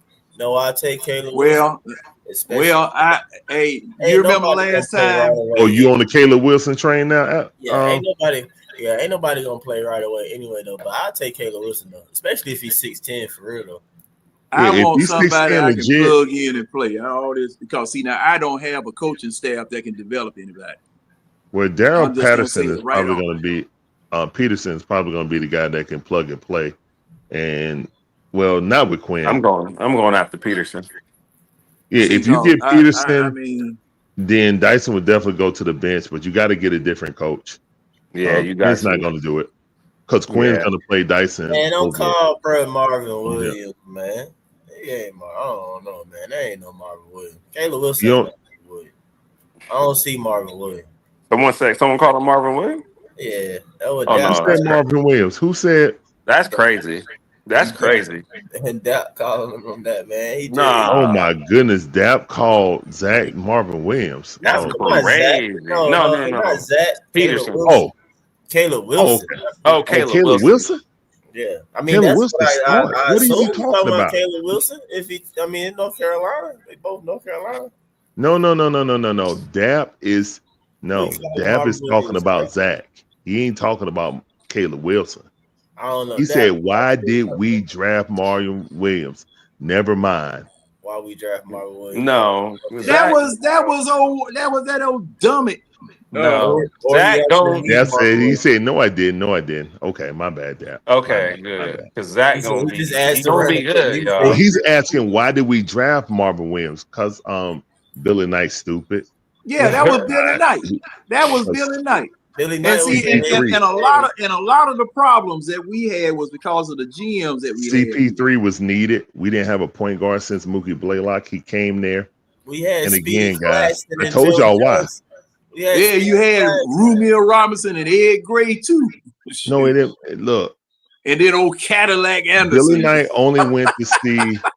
Billy Knight only went to see CP3 when he played against Georgia Tech. Here, every time Jared Jack played against Georgia Tech, he manhandled CP3. So in Billy Knight's mind, he was thinking he's not going to be able to stand up for the rigors of the NBA.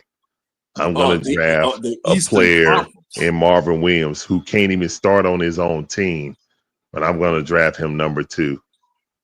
Hey, we still got that roster spot open? Yes, we do. Let's go ahead and get CP3. I've heard people on Twitter say that, and because were you one of the people in the crowd saying trade CP3? No, that wasn't me. Okay. I thought somebody had signed him already. No. I ain't heard nobody sign him. He just got cut this morning. Yeah.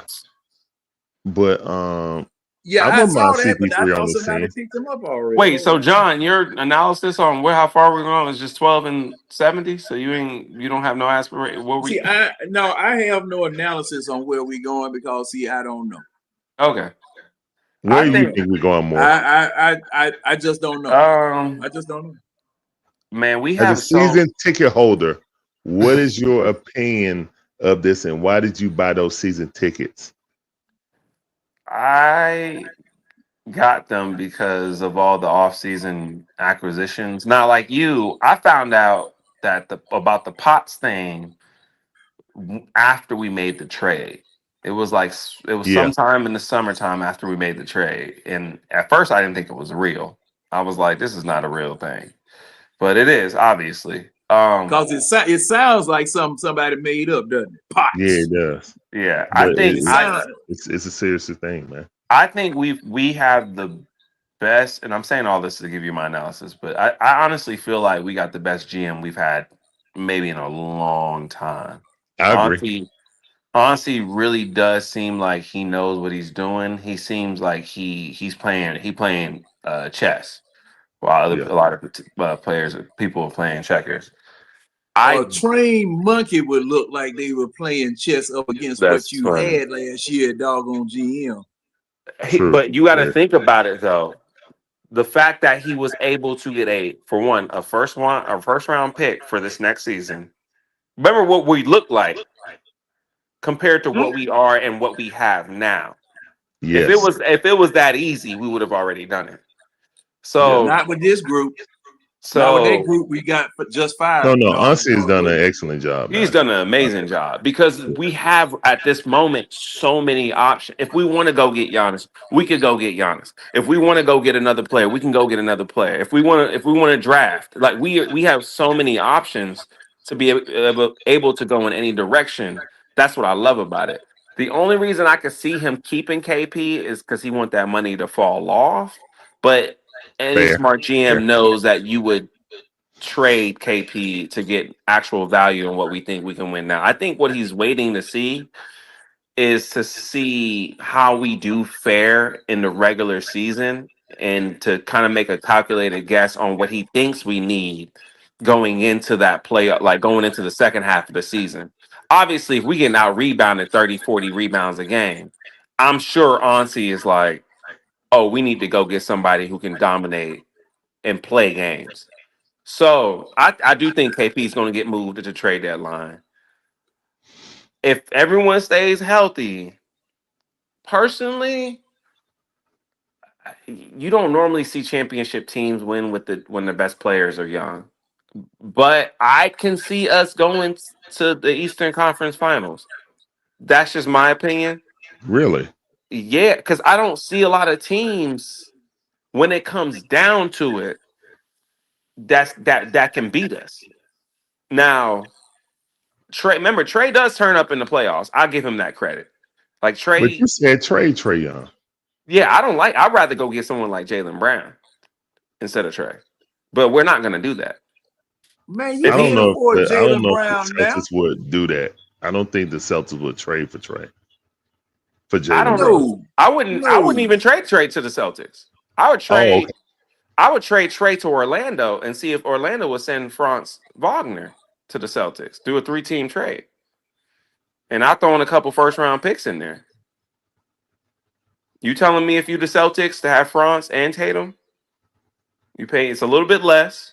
You're getting still good production. They need someone in that power forward, that's forward position outside of Tatum Tatum. plays 4. When Who? he come back, Tatum plays 4. You could move him to 2, or he could be a 2-3. Franz I mean, could I'm be just a saying, 4. he's And played 4 move for a while. what's his name That's at all. the point spot? I mean, he can play the 3. Yeah, he can definitely play the 3. And Franz can play the 4. You still got Derek White. I know they No, got they're that. talking about moving Boncaro, not Yeah, Franz. I don't think they're gonna move him. I think he more to me of a friend. I think they need to move one of them though.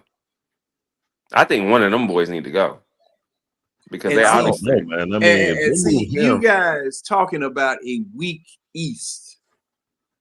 yeah, I See, wouldn't do that. see, a weak East will get you in the doggone finals and get you swept 4 games to nothing. I think. Hey, Listen, I think we're gonna get to the Eastern Conference Finals this year. Is what I genuinely think because I think we're gonna make a trade for a good player. Come this, and if we do have Trey, he does show up in the playoffs, obviously with Jalen Johnson. I think it's still gonna all be too new for us. We don't have that much experience in the playoffs, so I can see us getting to the Eastern Conference Finals. But I mean, I don't know. Ultimately, yeah. Okay. If you feel like we can get to the Eastern Conference Finals, do you think this team is better than the 21 team? Is that why you're saying that? No, I don't. Okay, so it's hard to answer that question because I think our team is better. Like we're built, to me, in my opinion, we're built more like OKC, and I say that to say like we play better defense collectively, and it's not about team score 120 or 140 against us. Is we know how to play defense when it's time to play defense. Like, so it's more about like, it's time to lock in. Let's play defense, and we lock in better. Okay. To me, Trae Young was drafted when we were trying to emulate a lot of what Golden State was doing. So like, we're not the same. I feel like we're a better team without him, but I can't back the fact that when it comes to like the playoffs and experience and it's time to show up, Trae does show up when it comes to those playoffs. Does. 100%. So it's a It's like a combination. I don't think this team is better than that team because I think Trey needs a dominant center to really be the best version of himself. Porzingis, Okongwu, even Mo Gay, none of those quote unquote centers to me is good enough to play with Trey for us to have a better team than 2021. Okay. I don't know if that answered your question or not, but No, that's fair. I personally look at it, since you said that this was a possible Eastern Conference Finals team. If I look at it in your lens, I don't see anyone that's equal or better than JJ that played with Trae Young on that team.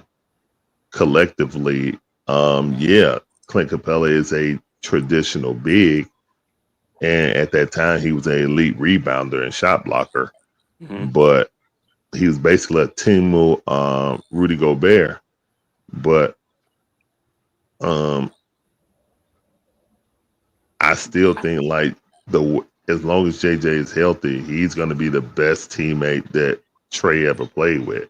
If he plays the same way or similar to how he's playing without him, you know what I'm saying? Now that's going to be the key on how they mesh. Yeah. But I think that's why they were working out together this summer, that I think Trey already saw what JJ was going to do this season. You know what I'm saying? That's why he was kind of at the beginning of the game early in the season. It's only a 5-game sample, but he was kind of like sitting back in the first half, taking like 5 or 6 shots in the first half. You know what I'm saying? So he was trying to give JJ that space, but the rotation of it wasn't sinking because Quinn would always take JJ out when Trey went out. So he really wasn't giving Trey space. Like Trey was trying to give him the space, but really JJ operates better when he touches the ball more. You know what I'm saying? So it was kind of like Quinn got to figure out that nice sweet spot of rotation that he can get Jalen activated. Maybe start off with JJ probably initiating the offense a little bit more at the beginning and seeing if Trey can play off of that. And then Trey get into it, like not totally being off the ball, but JJ bring up the ball, initiate it, and then Trey come get the ball. You know what I'm saying? Because if Zach can go and sprint up and be a good transition, I want to see Trey get some spot up threes in the corner where he shoots 40% off catch and shoot. That's what I want to see. It ain't got to be all the time because you're not going to tell the best pure point guard to take the ball out of his hand completely. But he got to find the balance, and good luck to Quinn on that. And with that, I bid you adieu. It's almost 1 o'clock. Oh yeah. I catch up next time. What the next game? Friday? You said right? Yeah, we're going against the Nuggets. Nuggets Friday. All right. Jokic. Oh my God. Oh, yeah, He's gonna be a beating. I hope if Zubac did that. What Jokic gonna do? Been good, man. I think if we had, they do always About to destroy us finish every time watching. we play them. Hey Larry. Well, Larry.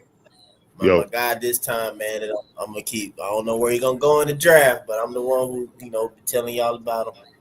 Keep talking about it. He been hurt though, but it's his first game back tonight against UCLA. My boy Hans Steinbach. I be saying his name right now, but Hans Steinbach. What team he play for? He played for Washington. Washington? The Huskies? Yeah, the Huskies. All right, I'll go check it out. I'll go look at their highlights. Yeah, I've been looking at a lot of college. I'm staying far away from a Met, Tennessee. I don't want no more skinny players, bro. At all. But yeah, Dudes. but all right, though. All right, now, guys. Y'all take it easy, man. Catch you next Later. time. Yep. I keep that shit on me. That shit on, yeah. I keep that shit on. Yeah. The telephone rats for the drip on me. Keep that shit on. Blowing on the Zion, sipping lean. I keep that shit on. Bad bitches recognize me. I keep this shit on, yeah. I keep that shit on.